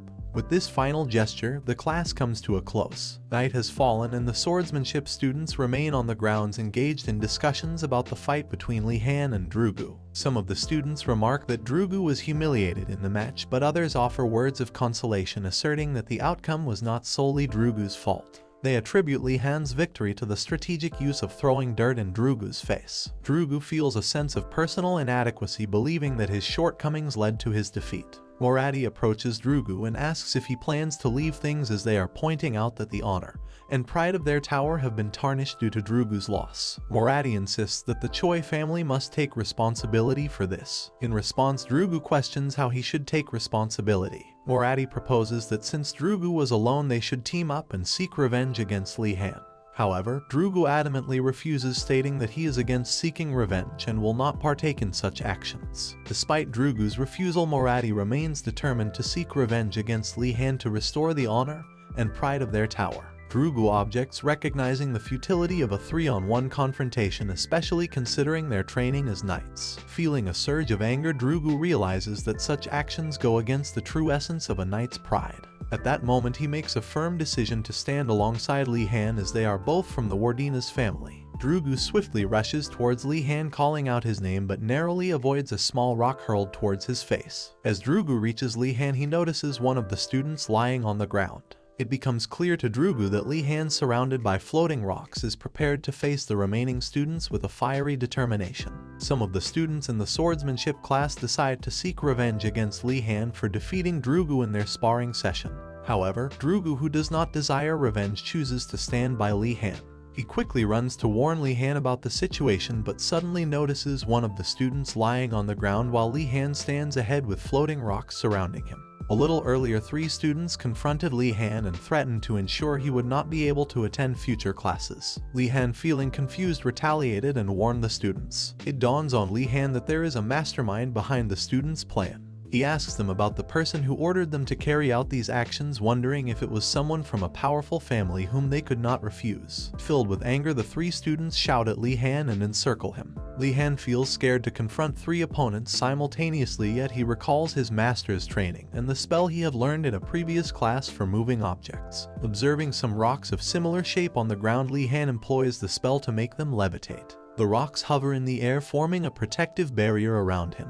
The students are both frightened and shocked to witness Li Han utilizing this form of magic so adeptly. Brandishing his wand, Li Han takes control of the rocks and launches an attack on one of the students, causing them to collapse onto the ground. Although Li Han did not intend to strike the students so forcefully, he must maintain his defense by continuing the assault. Li Han intimidates the remaining 2 students, causing them to flee in fear. Just then, Drugu arrives at the scene and is astonished by the chaos and Li Han's display of power. Li Han questions Drugu if he has come to fight, but Drugu denies it and proceeds to explain the situation to Li Han. Drugu reveals that it was Gaizel Moradi who ordered the students to seek revenge. Li-Han recalls Moradi from their class and expresses his surprise as he had believed Moradi to be a friendly person. Li-Han finds it peculiar that the students would come to fight him, but Drugu explains that there are several reasons they could use to justify their actions, as Li-Han belongs to the prestigious Wardina's family. If Moradi were to defeat someone of his stature, particularly a first-year student, it would greatly enhance Gaizel's power and reputation. Drugu adds that Gaizel possesses the ability to manipulate the emotions of others, and if Li-Han wishes to continue attending the swordsmanship class, he should exercise caution. Drugu warns Li-Han to steer clear of the classes attended by students from the White Tiger Tower, as this would prevent Gaizel from taking any further action. Li-Han arrives at his tower contemplating Drugu's advice, but ultimately decides against following it. Firstly, he believes it would be challenging to find another class as excellent as the one he's currently attending. Secondly, he views this situation as a matter of pride and refuses to allow himself to be dragged into their political games. Upon reaching the common room, Li-Han deliberately feigns intense emotion, informing everyone present that he was attacked by students from the White Tiger Tower solely because he belongs to the Blue Dragon Tower. He aims to elicit a reaction from the others. Instantly, the room erupts in shouts and rage, with the students fervently discussing plans for an attack and requesting weapons. However, Li-Han urges them to calm down. The students express their gratitude to Li-Han for providing them with meals, and they gather together prepared to confront the students from the White Tiger Tower. In that moment, Li-Han realizes the gravity of his mistake and the extent of the animosity between the Blue Dragon Tower and the White Tiger Tower. As the students are readying themselves to leave and initiate the attack on the White Tiger Tower, Asen suddenly steps forward and requests their attention before they proceed. As the students prepare themselves to launch an attack on the White Tiger Tower, Asen intervenes and halts their actions. He urges them to pause and listen to him before proceeding. Asen begins to explain that they cannot afford to act recklessly, as the White Tiger Tower is primarily occupied by individuals from esteemed knight families. If they charge in without a plan, they will undoubtedly face defeat. Li-Han recognizes the rationality behind Asen's words and agrees with him. However, to Li-Han's surprise, Asen suddenly raises his voice and enthusiastically suggests that they should wait and then launch their attack. This prompts the other students to erupt in cheer and support Asen's new approach. Li-Han intervenes, halting the students and urging them to wait, as he never intended for them to seek revenge. He explains that this matter concerns his honor and therefore he intends to resolve it himself. The other students, fueled by anger, begin verbally attacking the students from the White Tiger Tower. However, Li-Han interrupts, reminding everyone that the White Tiger students also come from honorable families. He emphasizes that it would be embarrassing for them to stoop to the same level as the White Tiger students. As Li-Han's words sink in, a sense of calm prevails among the students. Li-Han proposes that if the White Tiger students initiate a fight, they should respond collectively, as it is more likely that they would attack as a group displaying cowardly behavior. Eventually, the students disperse, deciding to address the issue with the White Tiger students in their next class. The next day, Li-Han greets Yonair with a good morning, but Yonair immediately notices that Li-Han looks tired. Li-Han explains that he was practicing magic and couldn't sleep because the other students claimed to have already mastered illumination magic. Yonair reassures him that it doesn't matter, and they continue with their day. As they are about to greet Kainando, they observe him pulling a sausage stick from inside his jacket and roasting it on the fireplace. Li-Han and Yonair approach Kainando, but he appears startled and starts babbling incoherently. They also notice that everyone else seems hungry and low on energy. Li-Han and Yonair brainstorm possible ways to obtain food, and they consider approaching Professor Urigal. However, they hesitate, knowing that the professor is quite stingy, and if they were caught taking food from his office, he would become angry. As everyone heads to their classes, Professor Garcia Kim, a troll professor known for her attentiveness to her students, quickly notices the peculiar changes among them. Firstly, she observes that the students have been consistently hungry since they arrived at the academy, even after a week. Secondly, she senses the escalating tension between the Blue Dragon and White Tiger Towers. Given the diverse backgrounds of the students, intense competition is expected, but the animosity specifically between these two towers appears to be particularly high. The headmaster has expressed the opinion that the more they compete against each other, the stronger they will become, reflecting just one of many perspectives on the matter. Professor Garcia Kim instructs everyone to take a seat and inquires whether anyone has successfully performed illumination magic since their previous lesson. Li-Han raises his hand, recalling that he had managed to accomplish it just last night, although he admits feeling tired due to staying up all night practicing. He notices that Princess Ardenart also raises her hand, but she gives him a disdainful glare. Asen approaches Li Han and shares a peculiar rumor circulating about him, claiming that he is solely concerned with achieving good grades rather than pursuing knowledge. Asen finds this rumor unbelievable. Asen tells Li Han about a strange rumor circulating about him, claiming that he prioritizes good grades over acquiring knowledge, which seems unbelievable. Li Han considers this rumor to be somewhat accurate, but notices that Asen appears visibly angry. Asen shares with Ardenart that the person responsible for spreading this rumor is the real issue, emphasizing that she should not be influenced by such gossip. Overwhelmed with emotions, Asen starts to tear up and expresses to Li Han that he thinks he is an incredible person. Li Han feels confused by the situation. Li Han and Ardenart both excel in their illumination magic, impressing Professor Garcia Kim, who praises their success. The professor remarks that it is rare for students to master this spell in their first week and expresses delight at encountering such talented individuals. However, the other students from the White Tiger group feel disappointed by their performance. Sensing their discouragement, Professor Garcia Kim assures them that there is no reason to be disheartened. She explains that illumination is the most fundamental form of magic, serving as the initial step towards understanding the essence of magic itself.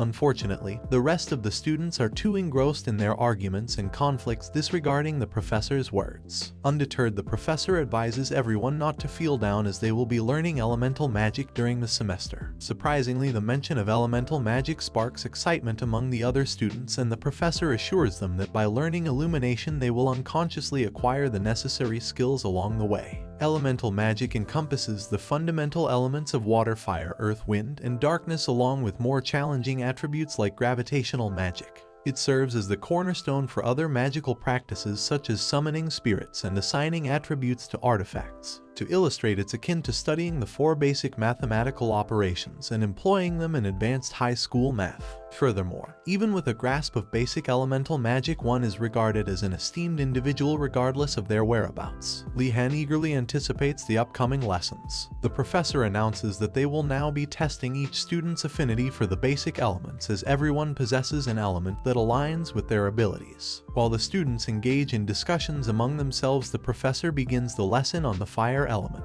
With a note of caution, the professor reminds everyone that unlike light, fire is a real and potentially dangerous element that can cause burns. Demonstrating their words, the professor conjures a towering pillar of fire, prompting exclamations of excitement from the entire class. Trying to conceal his childlike enthusiasm, Li Han can't help but think that magic is truly awe-inspiring.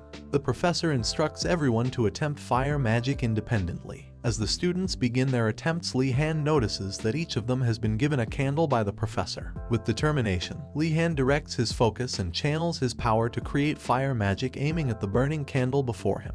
However, just as he starts, the professor approaches from behind and intervenes, advising Li Han to hold off on practicing fire magic for the time being due to its inherent risks. Li Han finds himself feeling confused by the sudden change in instruction. Li Han ponders the situation and comes to a realization.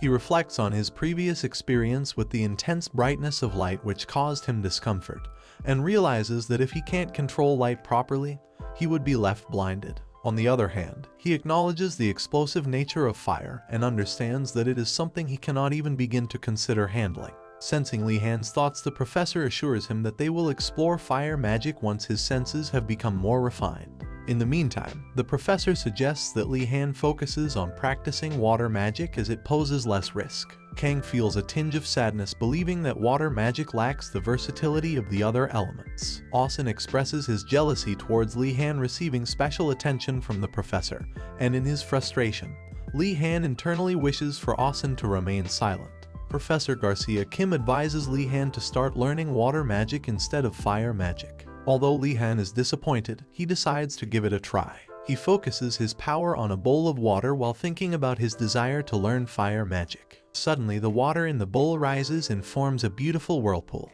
The other students are shocked and amazed that he achieved it in only 3 attempts. Professor Kim is highly impressed with Li Han's performance and suggests that he may have a natural affinity for the water element. The students from the Blue Dragon Tower are greatly impressed, while those from the White Tiger Tower feel disappointed and angry. The professor reassures them that there is no need to be impatient, as each student possesses an affinity for a specific element just like Li Han.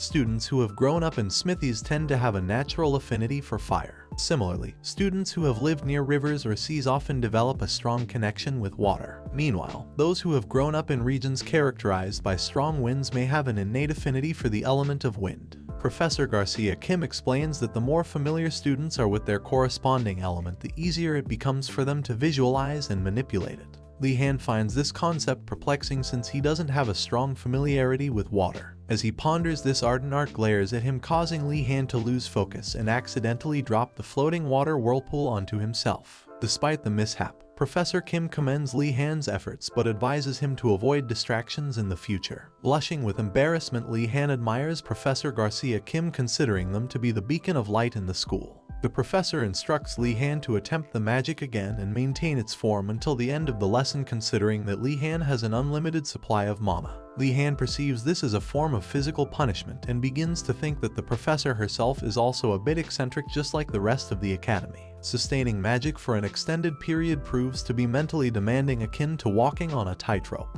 However, the professor believes that teaching Li Han in this manner is necessary due to his boundless mana reserves. Li Han's exceptional talent is evident from his ability to create a massive water ball in just 3 attempts, surpassing normal explanations. After the class, Li Han decided to talk to Professor Urigolm and share what had happened in Professor Garcia Kim's class. Li Han informed the professor that Princess had successfully manifested fire, and Yonair was also delighted to discover his affinity with the wind. On the other hand, Kainando almost burned his staff but remained fixated on water throughout the lesson. Professor Urigolm speculated that Professor Kim might have a liking for Li Han, which could explain her teaching approach towards him. While assisting Professor Urigolm in his vegetable garden, Li Han expressed some complaints. However, the professor reminded him that it was his own choice to help out in exchange for food. Then Professor Urigolm inquired if Li Han had any conflicts with the White Tiger Tower. Li Han replied that things were not going well with them, and the professor remarked that it was the same as last year.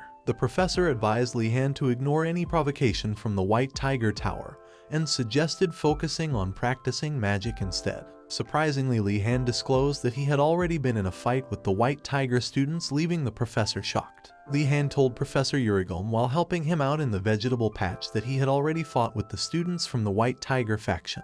This revelation surprised the professor. He mentioned that it was unusual for fights to break out in the first week and asked Li Han how the fight happened. Li Han proceeded to explain what had occurred during the swordsmanship class, leaving the professor shocked as to why Li Han was taking that class and encroaching on their territory. Li Han described how he managed to handle 3 students at the same time, which further astonished the professor. Eventually, Li Han decided to stop working for the day, prompting the professor to offer to make him some food. The professor speculated that Li Han might come after him once he became the Empire's top swordsman, so he thought it would be wise to be kind to him. After enjoying the meal and cleaning up, Li Han noticed the beautiful cabin and inquired if the professor took care of everything on his own and what had happened to the other people. The professor replied that everyone had run away because they were lazy. Observing the empty field nearby, Li Han asked if he could cultivate and grow something there. The professor gladly agreed and asked what he wanted to grow. Li Han mentioned that he was considering growing cabbage or spring onions. Surprised, the professor asked if Li Han planned to sell the produce. Li Han wondered how the professor knew about his intention to sell and asked if the seniors had also done the same.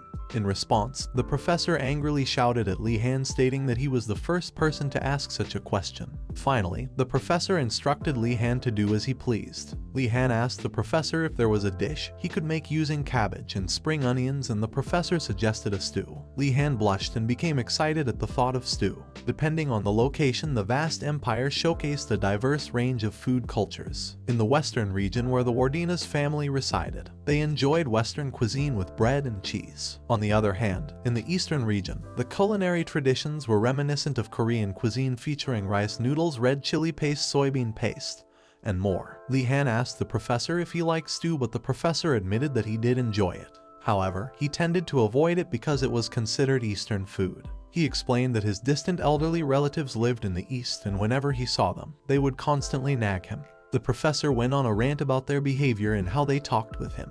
When Li Han asked if he needed to come and work on the weekend, the professor replied that he wouldn't have time to do so. He explained that the students who had been starving for a few days would find a way to eat and survive. The Black Turtle Tower would find fruit, the White Tiger Tower would hunt, and the Blue Dragon Tower, though slow, would eventually find a good solution after a few days. Li-Han inquired about the Phoenix Tower, but the professor excluded them from the discussion, stating that they were not the ones to be swayed by hunger. The Phoenix Tower consists of children from the Order's disciples. Although they have been trained to live frugal lives in the temple, they only resort to prayer when they find themselves in dire circumstances. Li-Han makes up his mind to go hunting with his friends over the weekend. If he ends up in another fight, he resolves to gather a greater number of people than his opponents have. Li-Han decides that he should go hunting with his friends this weekend. Furthermore, if he ends up in another fight, he will ensure that he has more people with him than his opponents. Professor Urigulm advises Li-Han that the White Tiger Tower might opt for a different approach and flee instead. The Magic Academy is a fortress that is heavily protected by castle walls enchanted with magic. However, despite these measures, some students attempt to escape every year. Li-Han believes that there are numerous factors such as the allure of better food and new clothes that might tempt them to leave. Professor Urigulm gives Li-Han the freedom to do as he pleases, acknowledging that enduring more hardships while young can be beneficial. Li-Han assures the professor that he has no intentions of running away. Li-Han, Kainando, and Yonaya are exploring the castle when they stumble upon Drugu. They decide to play a prank on him by wearing their cloaks to scare him. However, Drugu quickly recognizes Li-Han and they all laugh about it. Eventually, they arrive at an empty classroom and draw open the curtains. Li-Han takes the opportunity to express his concern to Drugu. He explains that the other white tigers already have a negative perception of Drugu, and he worries that if he and his friends appear friendly towards Drugu, it may create misunderstandings among the other tigers. Li-Han proposes to Drugu that he becomes his spy. Drugu initially finds the title dishonorable, but Li-Han explains that Drugu had already agreed to inform him if Moradi engages in any suspicious activities. Drugu asks if there's a more honorable title, but Kainando suggests that spy is a fitting description. Drugu glares at Kainando, causing him to retract his statement. Li-Han emphasizes that he intends to uphold honor and justice, and therefore he will take on the role of an internal informant even if it means being lonely in his fight against injustice. Eventually, Drugu agrees to become the internal informant. Li-Han gathers everyone together and urges them to get down to business. The purpose of gathering them early on a weekend morning is to devise a plan to escape from the academy. Kainando and Yonaya are enthusiastic about this idea while Drugu questions Li-Han's seriousness. Li-Han realizes that he needs to explain his reasons to Drugu, but before he can do so, Drugu reveals that he was also contemplating the same idea. Despite being from a knight family, Drugu still possesses a noble nature. The students of the Tiger Tower have not experienced starvation, which makes it even more challenging for them to endure such hardships. The students of the White Tiger Tower make plans to go hunting outside the tower, but their intentions are interrupted by the arrival of Moradi, who advises them to reconsider. Moradi reveals that the wild boar Wardina's killed had been purposely released by the alchemy instructor. If they wish to hunt such dangerous creatures, they will need to venture further and deeper into unfamiliar territory. Curious, everyone turns to Moradi and asks if she has a plan. Moradi confidently declares that not only will they successfully leave the academy, but he will also ensure that the value of such meat becomes insignificant and unworthy of consideration. Everyone turns to Moradi and asks if she has a plan. Moradi confidently declares that not only will they successfully leave the academy, but she will also ensure that the value of such meat becomes insignificant and unworthy of consideration. The students of White Tiger Tower get excited and Moradi reveals that she already has the way out in her head. She warns everyone that her commands will be of top priority, and if they do anything useless or ruin her plans, she won't let it slide. With that said, Moradi leaves and Drugu overhears everything while hiding. Drugu meets up with Li-Han and his friends, and Drugu reveals all the details of the plan to them. Initially, Li-Han had been considering spending some time searching for a way to escape, as it was evident that escaping would be challenging given the instructors' personalities. However, Moradi's declaration catches his attention. Unlike Kainando, Moradi appears knowledgeable and not naive. She is clever and calculating enough to utilize the students from her tower since the beginning of the semester. There must be a reason why she believes they can escape. Li-Han informs everyone that they should follow Moradi closely and discover her plan for leaving the academy. Drugu expresses concerns about the dishonorable nature of this decision, but Li-Han argues that it is the best course of action. They are currently in the midst of a confrontation, and there's a well-known saying, "Know your enemy, know yourself." Reluctantly, Drugu agrees, acknowledging that it could be considered a tactical approach. Li-Han assigns Drugu the task of monitoring Moradi and instructs him to report back as soon as he learns about her escape plan. Li-han firmly pushes Drugu out of the room, praising him as an exceptional warrior and a noble internal informant, and declares that the mission begins immediately. Drugu acknowledges the task and assures Li-han to trust him completely with the mission. Once Drugu departs, Yonair and Kainando closely observe Li-han and inquire whether he have learned brainwashing magic before joining the academy. Later, Li-han gathers his friends for a meeting to discuss today's planned escape. Yonair, Nilia, Kainando, and Drugu all join the meeting, and Li-han begins explaining his plan. To Nilia's surprise, she learns that they are planning an escape and she starts shouting at Li-han. Nilia expresses her belief that they were simply going on a hunt. Li-han manages to calm Nilia down and reassures her that he does indeed have a plan. Nilia gradually calms herself, realizing that someone like Li-han from the Wardina's family would undoubtedly have a plan and be different from others. Nilia, feeling uncertain, asks Li-han about his plan. Li-han holds up a poorly drawn picture of Moradi and explains that among the students in the Tiger's Tower, only Moradi knows how to escape. He proposes that they follow Moradi and mimic her actions. Nilia becomes nervous and shocked, questioning if Li-han is truly considering this as a plan. She tries to interject, but Yonair notices and speaks up first, stating that the plan wouldn't be possible without Nilia. Li-han is initially confused but eventually agrees that the plan relies heavily on Nilia's tracking abilities and hunter instincts. Nilia begins to blush, grateful for Yonair's quick thinking. Both Yonair and Li-han acknowledge that they cannot force Nilia to join the plan. However, after the boost to her confidence, Nilia admits that if she is the only one capable of fulfilling that role, she will participate. In the night, Moradi is leading the students of the White Tiger Tower. Moradi stands tall and addresses everyone, saying, "My honorable friends and esteemed knights who have gathered here and sworn to follow my commands, we shall be departing from this place tonight." The other students are filled with excitement and cheer for Moradi. While holding a map, Moradi contemplates that as long as she has this map, there is no way they will fail. 1 month before academy admission at the Moradi family estate, Gaizel had instructed her servants to bring her something useful. However, when the servants presented her with magic books, Gaizel became angry and reprimanded them, demanding something more practical. Tearfully, the servants departed. Amidst the pile of books, Gaizel noticed something peculiar. It was an escape map of Einregard. As Moradi examined the map, memories of a pastime flooded her mind when she had dismissed it as a mere item for those lagging in the academy. Now she felt grateful that she had brought it along with her. Li-han and his group are concealed in the forest using camouflage. They listen attentively to Moradi and her group's plan. Li-han observes that Moradi and her group are heading towards the mountains, and it appears that the route they're taking is anything but ordinary. Li-han and his group decide to follow Moradi, but Kainando starts to display signs of nervousness. Li-han instructs Drugu to take care of Kainando, and Drugu agrees to handle the situation.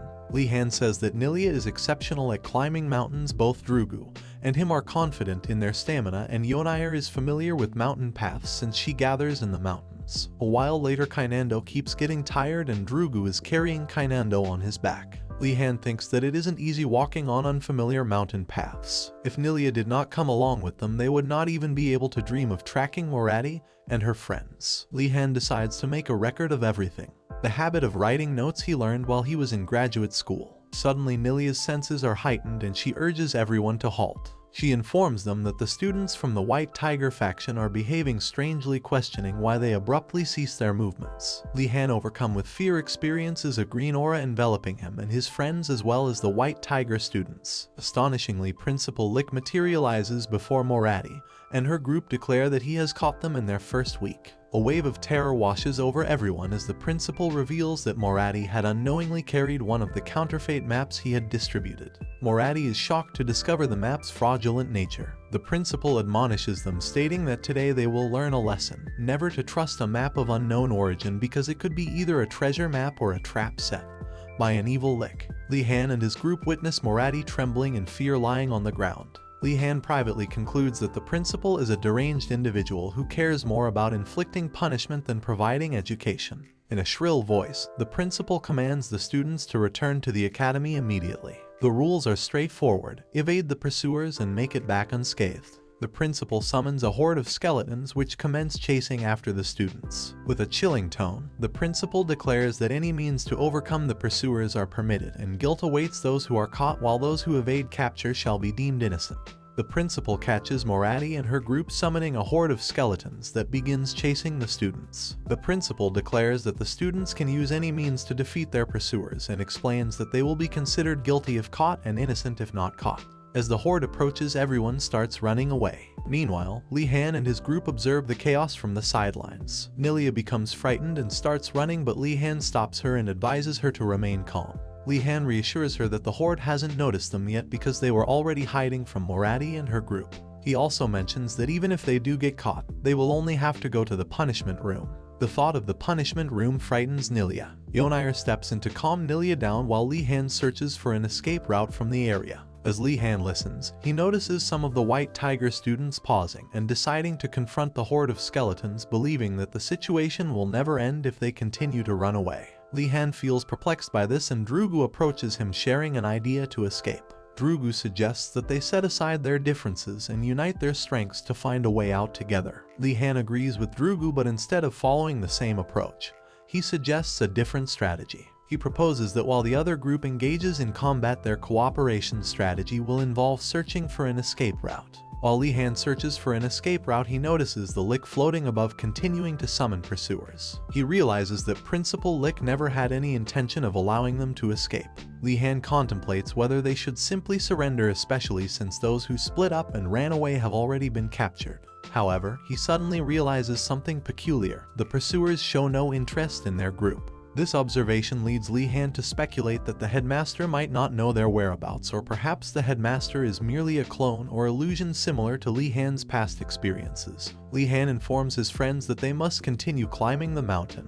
After 30 minutes, they enter a cave where Nilia confirms that she has already checked and found no monsters inside. Exhausted, everyone settles down on the ground to rest, and Li-Han uses his wand to create some light. They engage in a discussion about the current situation, feeling nervous about the possibility of the skeleton horde discovering them. Drugu points out that the main concern is how long the summons will last. Li-Han suggests that they should eat something first, and Kainando enthusiastically agrees. Nilia realizes that her water bottle is empty, but Li-Han uses his magic to create water, leaving Nilia amazed by his abilities. Nilia utilizes her fire magic and creates a small bonfire, expressing her jealousy towards Li-Han's water magic. She admits that she would rather possess water magic than fire magic. After a while, Li-Han and Nilia venture outside the cave to assess the situation. They witness the continuing swarm of skeletons, and Li-Han exclaims that the headmaster is completely deranged. Nilia advises against speaking ill of the headmaster, but Li-Han places his hand on Nilia's shoulder and states that magic stems from independent thinking, urging her not to suppress her emotions. Suddenly, Li-Han notices Morati and one of her friends approaching them.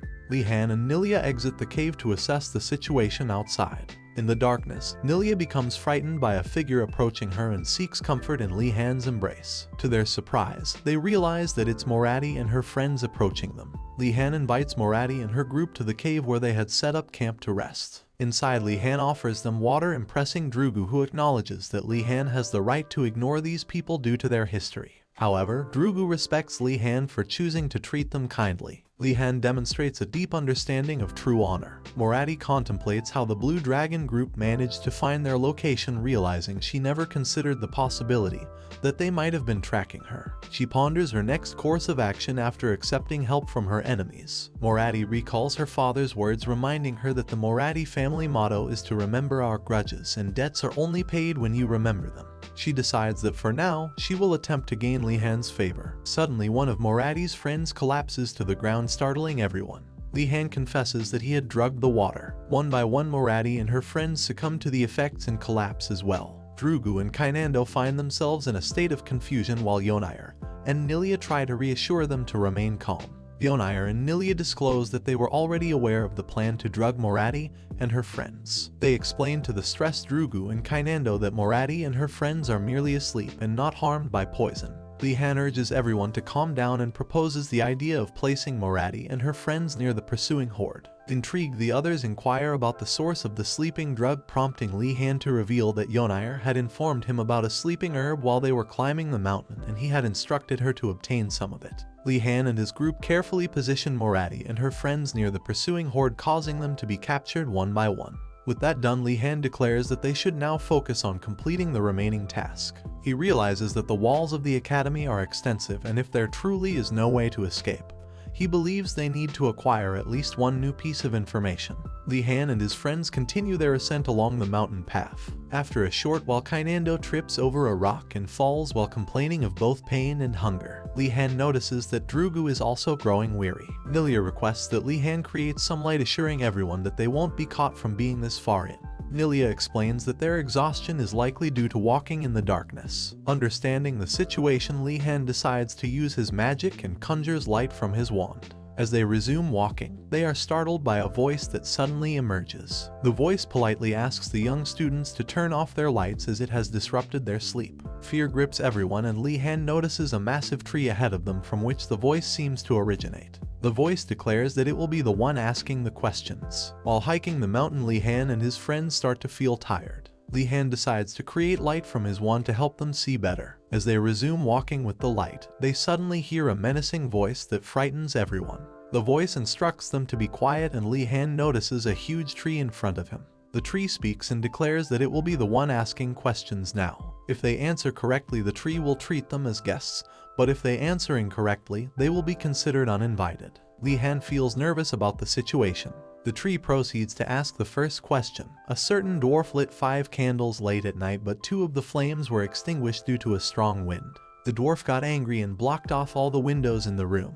In that case, how many lit candles are left? Li-han confidently suspects that the question posed by the tree is a trap. He considers that one might initially assume there are 3 lit candles, but in reality, the flames will gradually extinguish over time. By morning, the number of lit candles remaining will be lower. However, before Li-han can complete his thought, Kainando interjects and confidently declares the answer is 3. This causes Li-han to become angry with Kainando for interrupting. Surprisingly, the tree affirms that Kainando's answer is correct, leaving Li-han confused and puzzled. The tree declares that it will now treat them as guests, but expresses disappointment in ending the challenge so soon. It announces that it will present a gift to the student who answers the next question correctly. The tree presents another question to the group. It describes a person who starts as huge in the morning, shrinks at noon, grows larger in the afternoon, and ultimately disappears when night falls. The group ponders the question, but Li-han confidently asserts that the answer is a shadow. Surprisingly, the tree confirms that Li-han's answer is correct. Everyone asks Li-han how he knew the answer. Li-han recalls a story he had heard repeatedly in his previous life. It was the riddle that Oedipus, the king of Thebes, had correctly answered. Strangely enough, even though the story may change slightly each time it is passed down, the answer provided by humans remains consistently similar. The tree warmly welcomes Li-han and his friends, and a multitude of fairy-like spirits emerge from its branches. One of the branches lowers down, carrying a bucket filled with bubbling green liquid. The tree acknowledges that they must be tired after such a long journey and offers them a drink. Li-han takes a glass, fills it with the liquid, and takes a sip. Instantly, he feels a refreshing sensation, as if all the fatigue accumulated in his muscles has been lifted. It's akin to the feeling of drinking cold water after running at full speed on a hot summer day. The tree, however, expresses a need to know more about their identities and asks for their names. Li-han introduces himself, giving his name, and when asked about his family name, he proudly responds that it's Wardina's. The tree reacts with surprise and shock when Li-han mentions only his given name and not his family name. Despite this, the tree foretells that Li-han will undoubtedly become a great mage. Li-han proceeds to explain their current predicament to the tree, seeking its guidance. The tree reveals that there is a way to escape their situation, but it is an endeavor beyond the capabilities of new students like them. Additionally, the tree warns them about the powerful magic surrounding the castle walls. Any reckless contact with the enchantment would bring suffering upon them. In keeping with its promise, the tree presents Li-han with a special gift, a magic staff. To a mage, an artifact is akin to an arm or a leg, and among such artifacts a magic staff is considered a necessity. The new students express great dissatisfaction with the provisions provided by the academy. However, today the tree bestows a gift upon Li-han, a magic staff. This marks him as the first student to receive a brand new staff. The tree inquires about Li-han's impressions of the gift. Li-han shares that it feels warm and teeming with life. Perceiving something extraordinary in Li-han, the tree recognizes that he is no ordinary boy. It acknowledges that the staff possesses a spirit, and at his young age it should have been difficult for him to sense its mana, a testament to his exceptional abilities. The tree informs Li-han that he will gradually discover the powers of the staff as he uses it, allowing him to naturally understand its capabilities. It declares that it's time for all of them to return. Pushing everyone back, the tree warns Li Han against using his magic in this vicinity as it would awaken the nearby trees. After exiting the area, they find that all the undead creatures have vanished. As dawn breaks, they descend the mountain.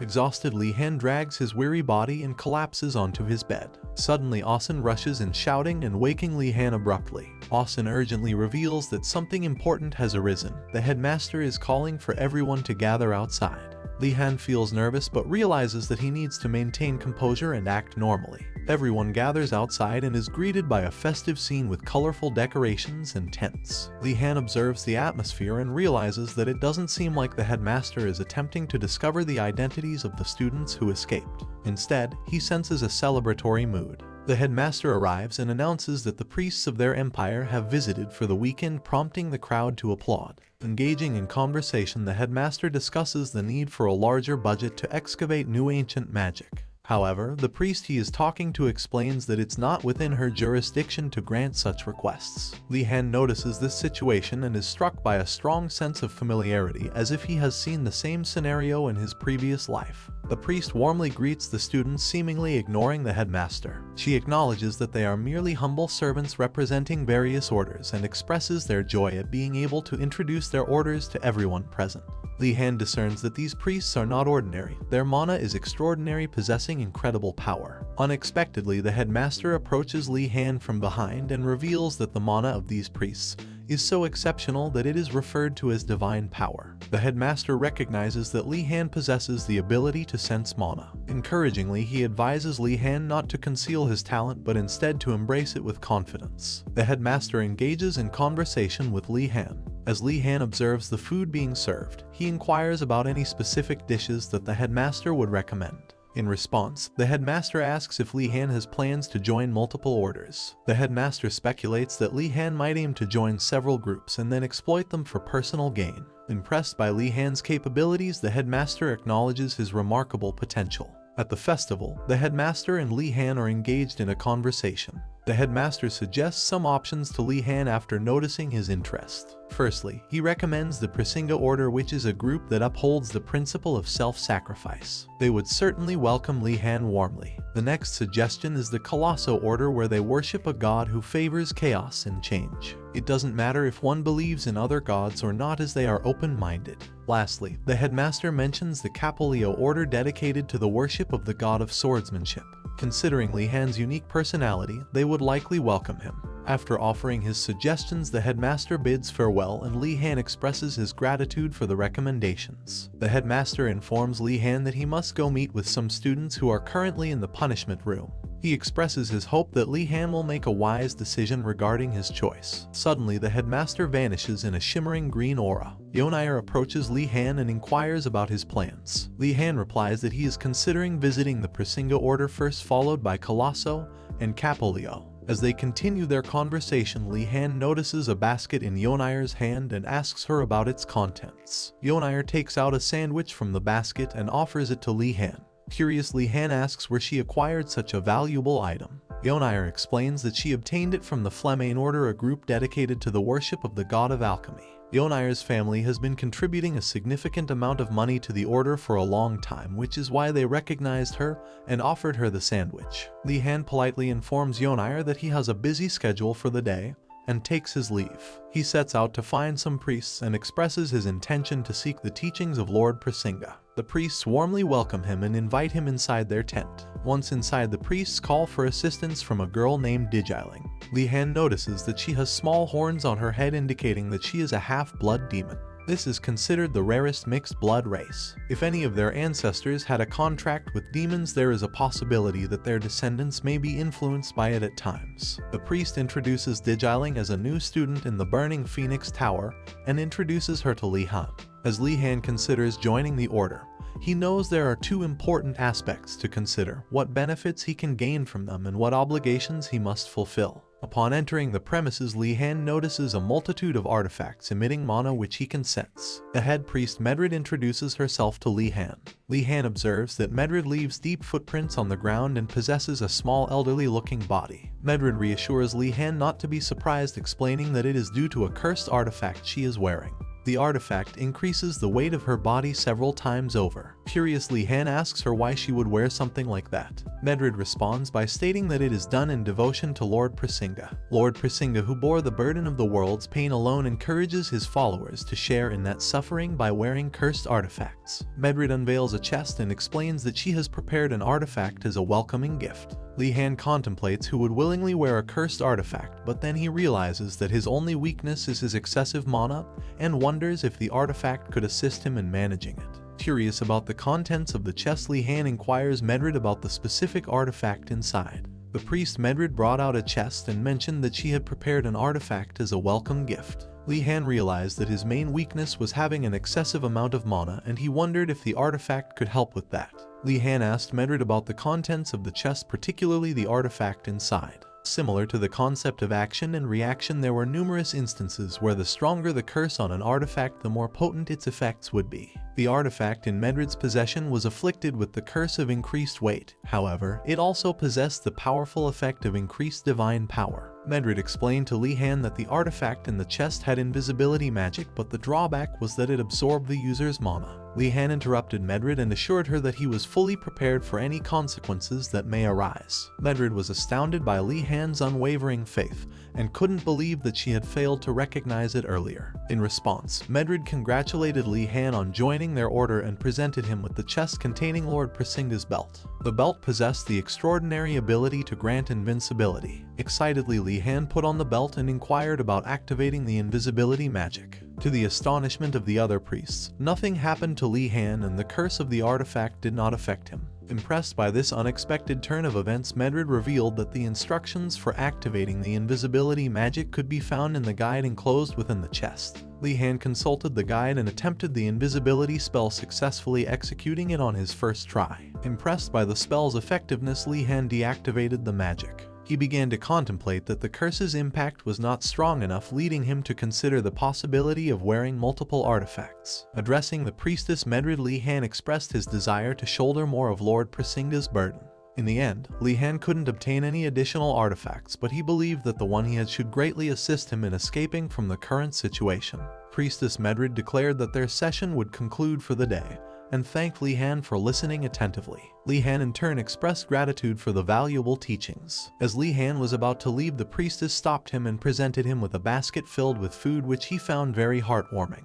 To his surprise, Dijiling also tapped his shoulder and gave him another basket of food. Li-Han questioned why she was giving him her basket, but Dijiling explained that she served Lord Prasinga and considered such extravagance unnecessary for herself. Furthermore, the priestess asked Li-Han if he could look after Dijiling, noting that she was very hard on herself. Li-Han hesitated, mentioning that he lived in a different dorm, but the priestess insisted and handed him yet another basket of food.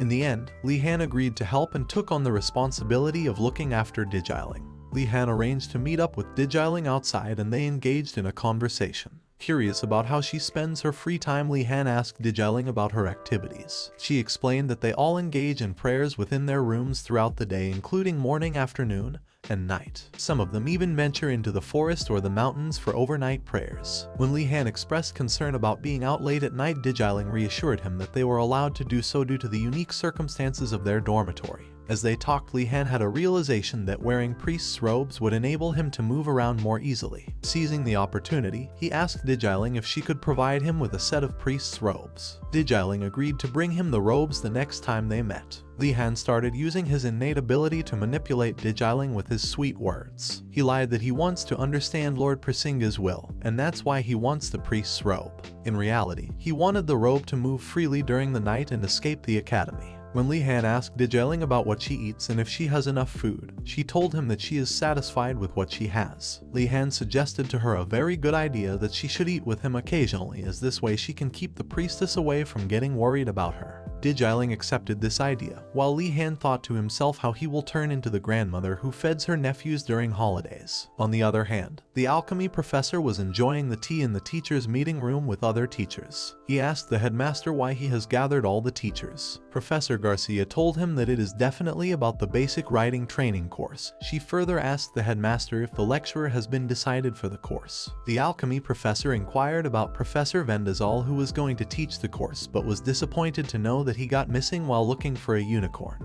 The headmaster, who was listening until now, interrupted their conversation and told everyone that he has already found a replacement for Professor Vendazal. While all the professors started praising the headmaster, Professor Uragolem asked about the professor who replaced him. The professor announced that the replacement teacher is Lightning Steps Zedar, while Garcia and other professors praised her as she is a very famous adventurer and has explored the wilderness within the Empire. Professor Uragolem was not happy. He started ranting as he mentioned that the replacement teacher is none other than his aunt, and she has always nagged and annoyed him, but the headmaster told him that she is one of the best teachers and dismissed the meeting.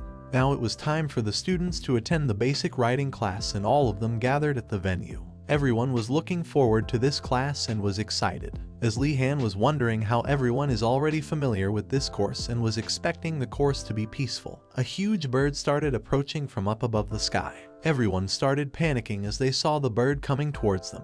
The bird started following Kainando, and before he could do something, the bird held him in his claw. Li Han asked everyone to calm down and crouch low so that they don't grab the bird's attention. Li Han wondered how he is not even surprised to see such a thing, as similar wicked things keep on happening in the town. One student started shouting at the headmaster on his own as he stood up and shouted how the academy is known to be the best, but still their security is lacking like that. When another student with shiny silver hair was moved to keep the other one still, the huge bird came again and took him with his other claw. At first, Li Han got confused as he saw the bird ignore the one with black hair in the forward and grab the one behind him. Li Han finally realized that the bird is getting attracted by their hair color and grabs anyone it finds shiny.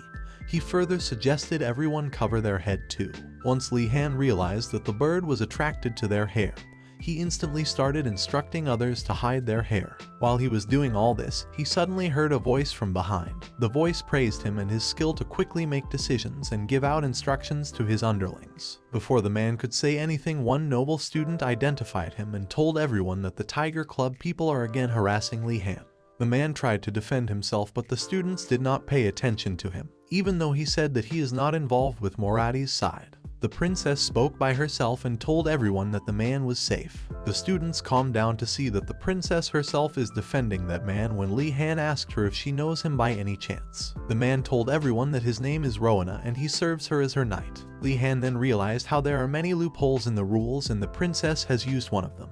Even though bringing a servant is not allowed in the academy, the servant can always come in disguised as another student. Rowena approached Li Han and asked him a favor. He asked him to lead the students and defeat the huge bird. Li Han was shocked to hear this. He was completely against the idea, when suddenly the other students from his class came to him and told him that they trust him and he is the right person to lead them, as well as defeat the bird. All the students started cheering for him and he had no choice but to agree, even though he knew that nothing good ever comes out of becoming the leader. While looking at all this, Rowena went a few days back in his mind when he realized that the leader of the Blue Dragon's Tower is Li Han instead of the princess. He was shocked because he knew that she has the potential to become a leader even before she joined the academy. He decided to go by himself and explore the reason for such a happening.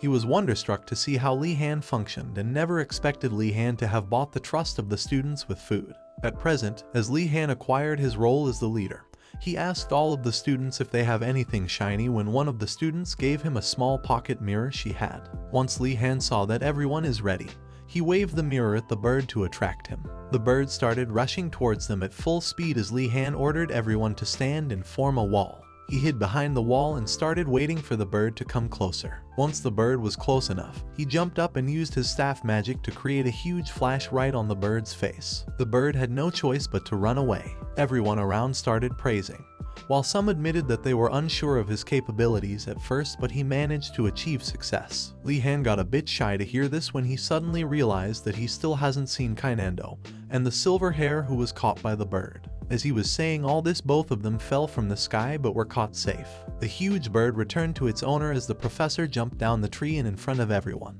Everyone was shocked to see the woman jumping down the huge tree. Li Han somewhat knew that the arrival of the bird was too sudden and it is only possible if someone intentionally left the bird to attack the students, in other words the professor. Li Han could see similarities between the professor and Professor Uragolem, when suddenly the professor approached Li Han just like Uragolem did when he met him and told him that he has potential. All the students started gossiping as they wondered if the dwarf in front of them is the professor, as Li Han already saw similarities between her with Professor Uragolem.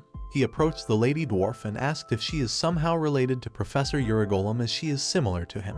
The professor told him that he is right and she is Uragulm's aunt. Li Han was about to say something else too, but he suddenly realized that he should not stick out more as he has done with other professors. When suddenly the other students gathered around him and the professor. They started praising him in front of the professor and told her that Li Han is the best pupil of Uragulm. They also told her that Professor Uragulm also lets him in his hut. Before Li Han could stop them, the professor heard him. She then introduced herself to all the students as Lightning Steps ZR. She also told everyone that originally Professor Vendazal was the one to teach this course, but he has been missing as he went to find a unicorn. Some of the students got happy as they recognized her and mentioned how she defeated Viamoth as well as exposed the spirit's crater. While the students were praising the professor, Li Han wondered how no one cared about the missing teacher. The professor asked all the students if they want to guess why she came to the class with a thunderbird. The thunder has a huge and aggressive body and has the special ability to control lightning and thunder and is a terrifying monster by itself. One of the students asked if their goal for the semester is to ride the thunderbird. The professor started laughing as she told them that they won't be able to learn to ride a thunderbird even if she gave them a decade. She pointed toward Li Han and asked him what he thinks. Li Han got alert as he knew that in her mind, she wants to know what he thinks, and his answer will make an impression. He told her that he thinks that she brought the thunderbird to see how the students will handle the attack from the wild bird. As soon as he said it, Rowena interrupted him and said that he was wrong but was shocked when the professor told everyone that Li Han is correct. Professor told everyone that nobody knows what kind of danger they may fall into and they should know how to tackle it. She eased them by saying that still the core of the course is riding. She asked the students to follow her to her stable and instructed Li Han to manage the students. Li Han unfortunately again becomes the one to help the professor just like in his previous life. As the professor started telling everyone about horses and how they are the basic animal one should know how to ride as a basic. All the students were getting bored to hear this as they were already known for horse riding. As the professor looked at Li Han smiling, he understood that this lesson is not just about horse riding. As he got himself ready looking at the stable, she took all of them to the stable. Everyone started praising the pure-blooded strong horses. The professor took out a few sticks so that they can decide which student will get which horse. Kainando got the first chance to choose his horse. He reached near a huge aggressive monster but got disappointed as he got hit by the horse. After that, all the students chose their horses and kept on getting hit by them. The professor, after seeing such a state of the students, laughed and told everyone that their first task is to make the horse their friend. All the students were calling the professor to mean to give such a task, but the professor told them that they will get friendly if one takes care of them with love. The students were still really confused about how they will calm down the aggressive horses. Li Han realized that there must be something hidden in her. He decided to pick the gentlest horse of all. As he was thinking all this, the professor caught him from behind. She asked him to follow her as she took him to a really beautiful silver horse. She mentioned that she can't let his nephew's favorite student have any horse. As the students started thinking that the silver horse is the gentlest one, the professor corrected them as she mentioned that they are correct, that the horse is a good one, but it is also the most aggressive one of them all. She further told everyone that the horse is picky and it's easier to handle a monster than this horse. Li Han started regretting getting in the spotlight as he realized that he has to do a harder task for no reason at all. Once the class was over, then the professor went to meet her nephew Professor Uragulm. Uragulm greeted her awkwardly as well as respectfully. She entered his house to have a tour of his home. As the professor was about to close the gate, he saw Li Han standing in front of him. When he asked Li Han why he is there, Li Han told him that he guided her to his house as she requested. Professor Lightning started complaining about the cleanliness and all the dust in the house, as well as blamed this being the reason why Uragulm is unmarried. As she started poking into his married life, and Uragulm diverted the conversation to lunch.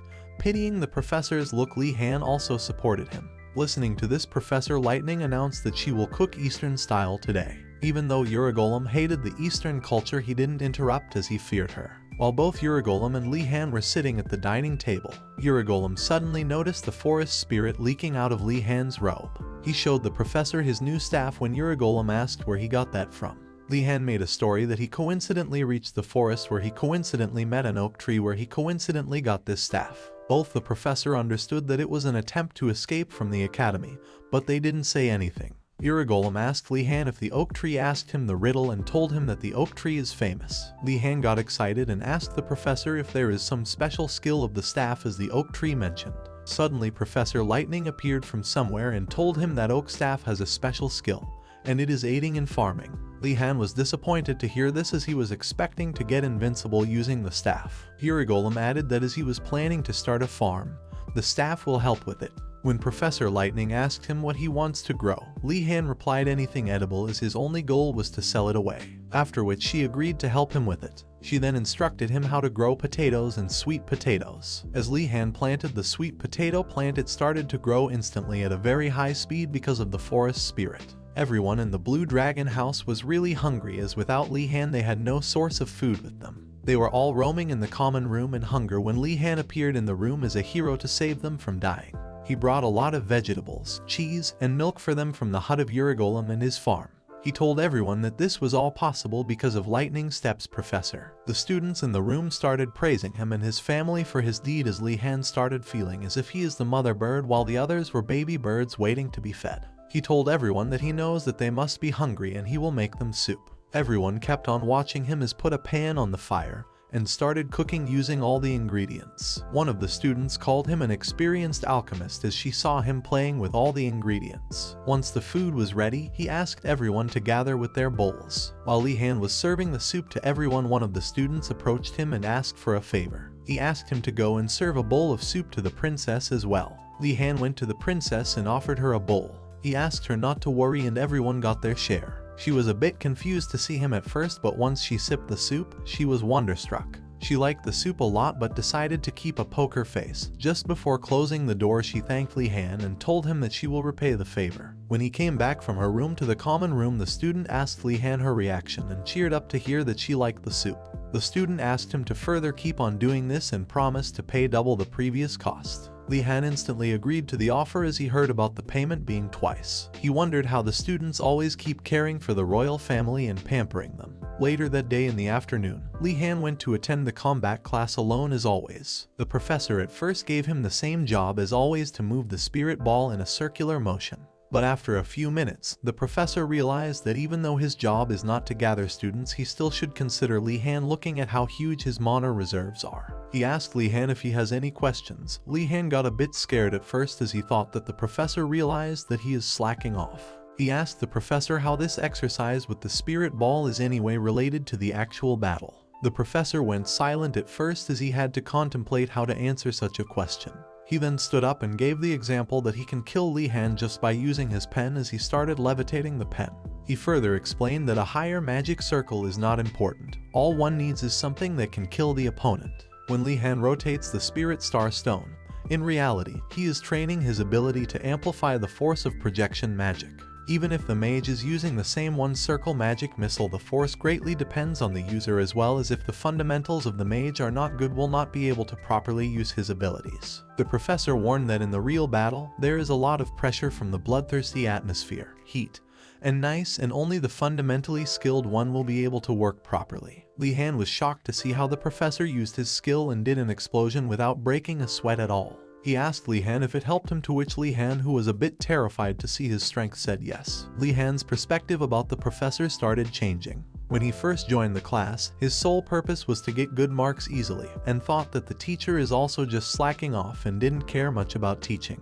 But his idea changed, and after noticing the professor's behavior, he realized that he can gain better things from the class. He asked the teacher if he can ask another question. He told him that he managed to succeed using recently, but he is still not able to control it well. The professor pointed out the same thing as Professor Garcia did. He told Li Han that he has too much mana. Li Han was impressed to see that Professor was able to pinpoint the issue with just one look. The professor held Li Han's hand and used the mana drain skill, which is an evil high circle magic that absorbs the mana of the target. Li Han was about to withdraw his hand, but the professor told him to stay still. He was shocked to see the ocean of mana in Li Han's body as he fell to the ground. He told Li Han that he wanted to reduce the mana in his body, but the mana was too much to handle even for him. Li Han knew that if someone tries to pour in mana more than his vessel, then he collapses, but the professor was skilled enough to know his limits and stop. Li Han disappointedly told the professor that now even such an extreme method didn't work, so there is no possible way to help it, but the professor interrupted and said there is. He asked Li Han if he has ever tried to send an object flying towards himself. The professor told him that even though it feels like he has lost control unless the user will be connected to the object and it will be controlled by instinct only. He mentioned that if he practiced his instincts, he will keep on growing stronger and his mana controlling skill will also increase. As Li Han was praising his skill in his mind, the professor took out a lot of spirit balls. He told Li Han that he will be aiming for his chin and he needs to defend himself by magic. Li Han tried to stop the professor, but he didn't listen at all. He then spent the whole class dodging the spirit balls sent by the professor. Once the class was about to get over, the professor praised him for his hard work and told him that he has gotten a good grasp of the control. Li Han was regretting and calling himself an idiot for thinking that he can trust the professor of the academy. Then the professor gave him a normal iron wall and asked him to use his low-level control to move it.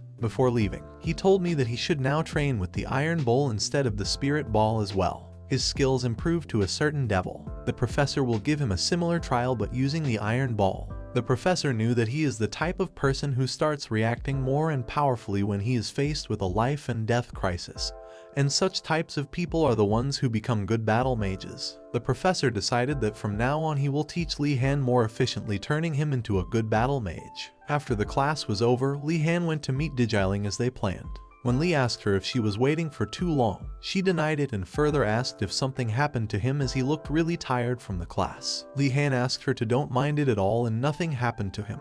She then gave him the priest robe that he wanted the last time they met. Li tried to gift her with some food, but she denied it as she said that the Lord is suffering right now and it won't be good for her to enjoy delicious food.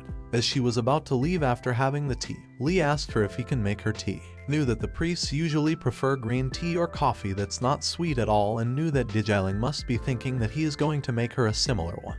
She started getting worried as she saw him putting on different types of powders in the tea. Li Han made an excuse that it is a special technique of his family and blackmailed her in such a way that she couldn't deny having it dirty, as it would be disrespectful to his family, traditions, and taste. After waiting for some time, Li Han served her a special milk tea and asked her to try it. She was amused to taste the tea because of its subtle sweetness, its spicy and refreshing nature. Li Han added sugar, nuts, and cocoa powder to boiling water and added milk with a good stir, and lastly added some corn powder, which resulted in the special cocoa tea of his family. She told him that the beverage seems more like a soup than tea, but Li Han was adamant with his words and kept on saying that it was the tradition of their family. An evil smile came over his face as he planned to fatten her and use different kinds of beverages which are similar to tea but are not tea. Li Han asked her to come at the same time every day as promised from tomorrow onwards. Once the curfew time began and all the students went back to their dormitories, Li Han came out in his priest robe in the middle of the night for the sake of praying.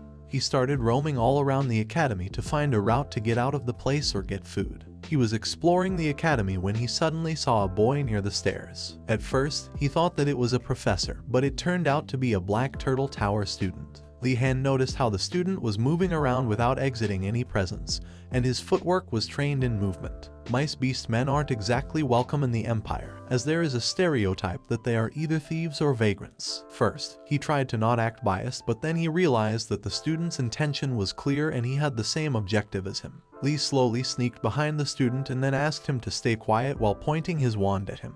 The mice beast man calmed down as he realized that he was not caught by a professor and Li Han was just a student like him.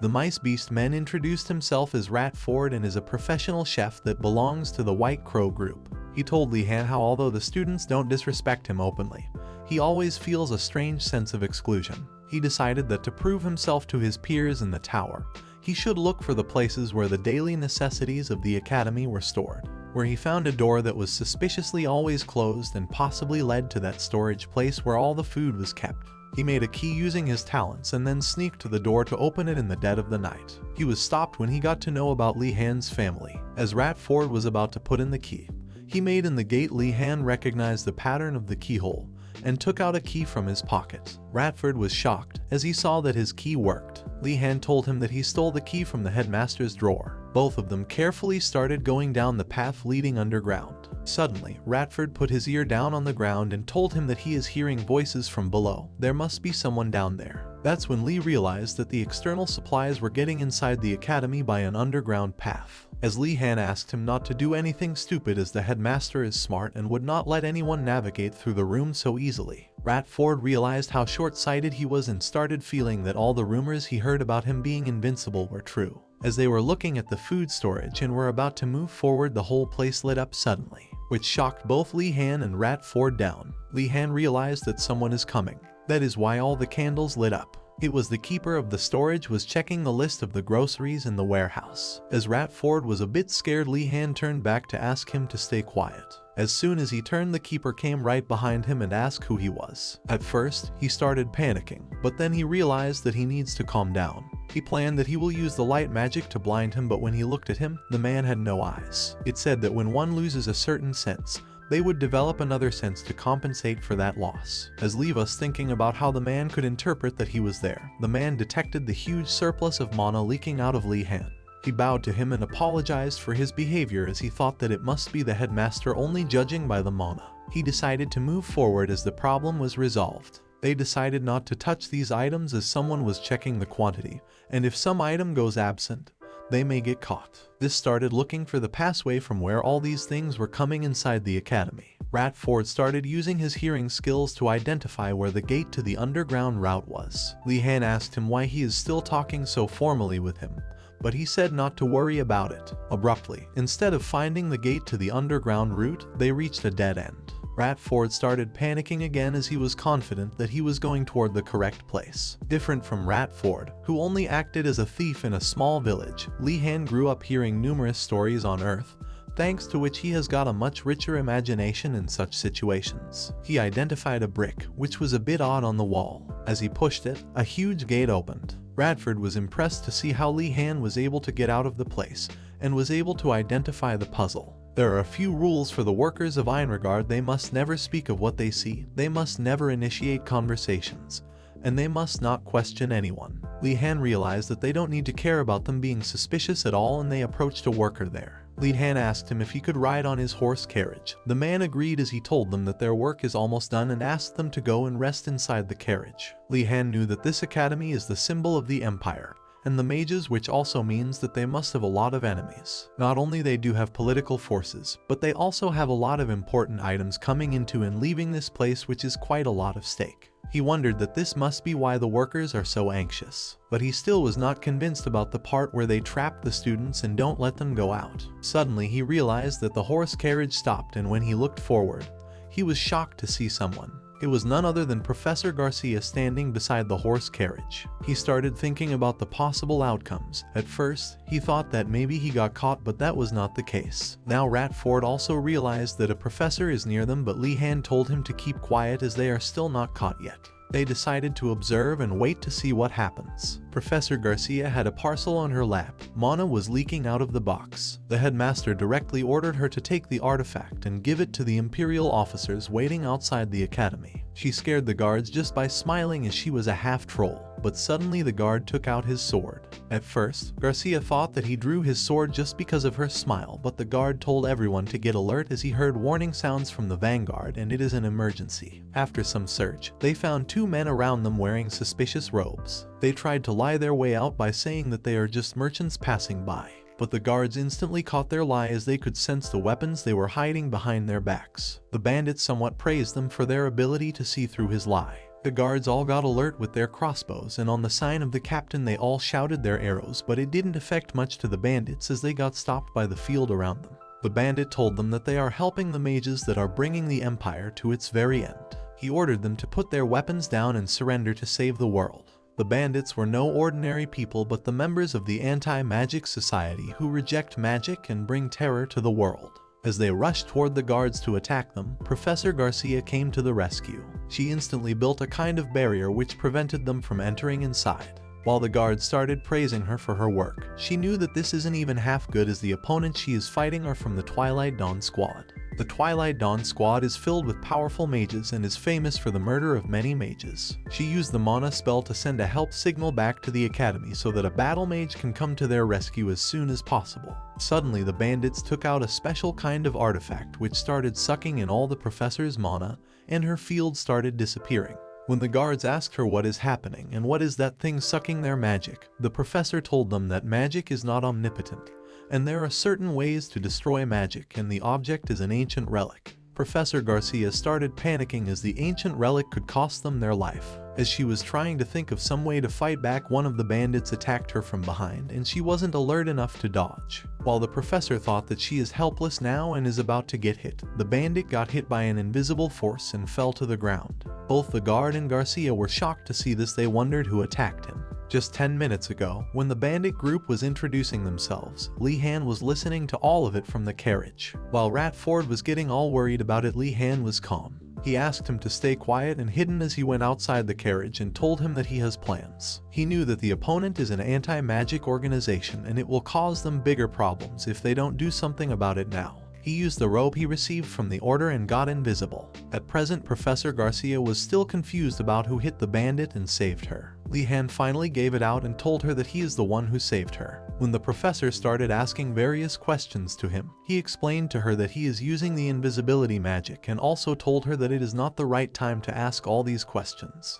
The professor also realized that this time is too crucial and asked all the guards to hold their weapons and get ready again. She told everyone that she has already called the academy for reinforcements and they need to hold until then. She instructed Li-Han to carefully hide somewhere and not get injured. As she started fighting with the bandits, Li-Han could easily figure out that the movements of the bandits were different, and they were all trained martial artists. He asked the professor why she is not using her magic, to which she told him about the ancient relic sucking all her magic. As she was saying that, she realized that Li-Han can maintain his invisibility as his mana reserves are too vast to get sucked. She asked him to lend her some mana as she cast a very strong indestructible spell using magic.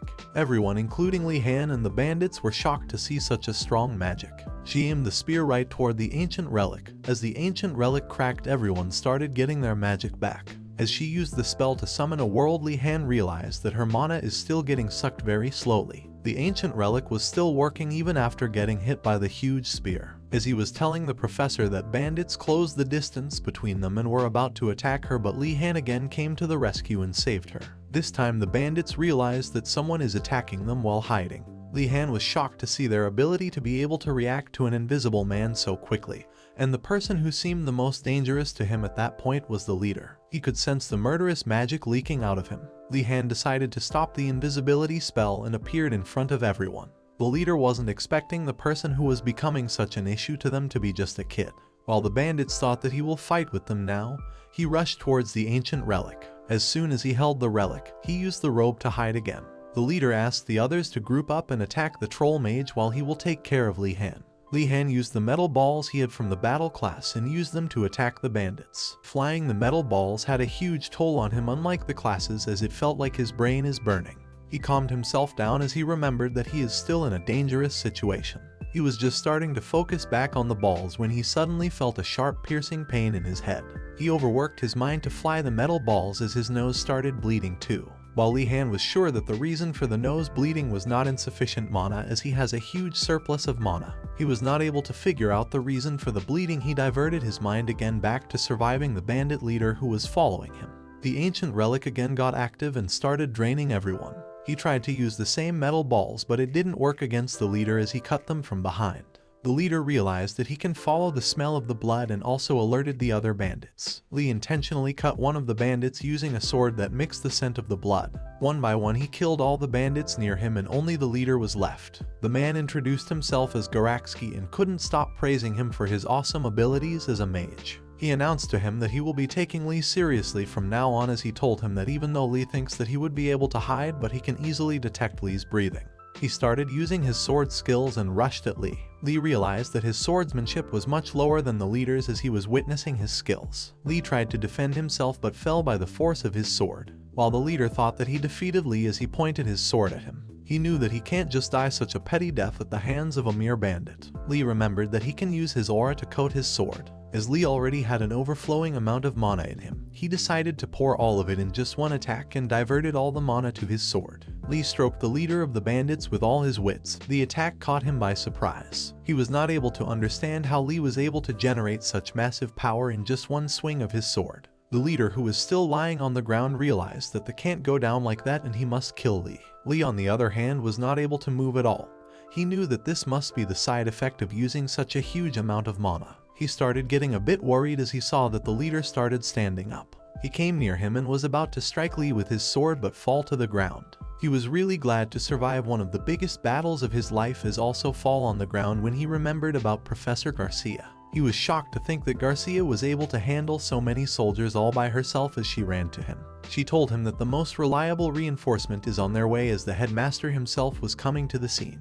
Lee couldn't believe how happy he was to see the headmaster approaching them, after which he lost consciousness. Headmaster apologized to Professor Garcia as he put her in such grave danger. The professor of Battle Mage came there and told everyone that the leader's name was Garixay. He is quite influential in the Twilight Squad as well. He is so good at the battle that he is known as the Magic Killer. The headmaster took Garixay in his custody as he saw that he was breathing, but while taking him he saw the metal balls and realized that this doesn't look like a fight of a battle mage and it must be Lee. Professor Garcia told the headmaster that she would be in grave danger if Lee Han was not there, so he should let him off this time. The headmaster praised Lee and mentioned how it is really hard to use magic in such a tough battle, and he is a great battle mage. The headmaster was impressed to witness such a talented boy and started craving to have him.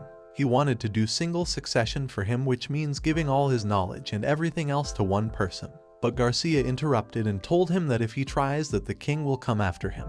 He had no choice but to hold the plan off for now, as he summoned his dead soldiers to take care of all the things and to especially take the ancient relic in their hands. Here's the video ends. Guys, if you like this recap, then like the video. I will meet you in another video. Till then, bye.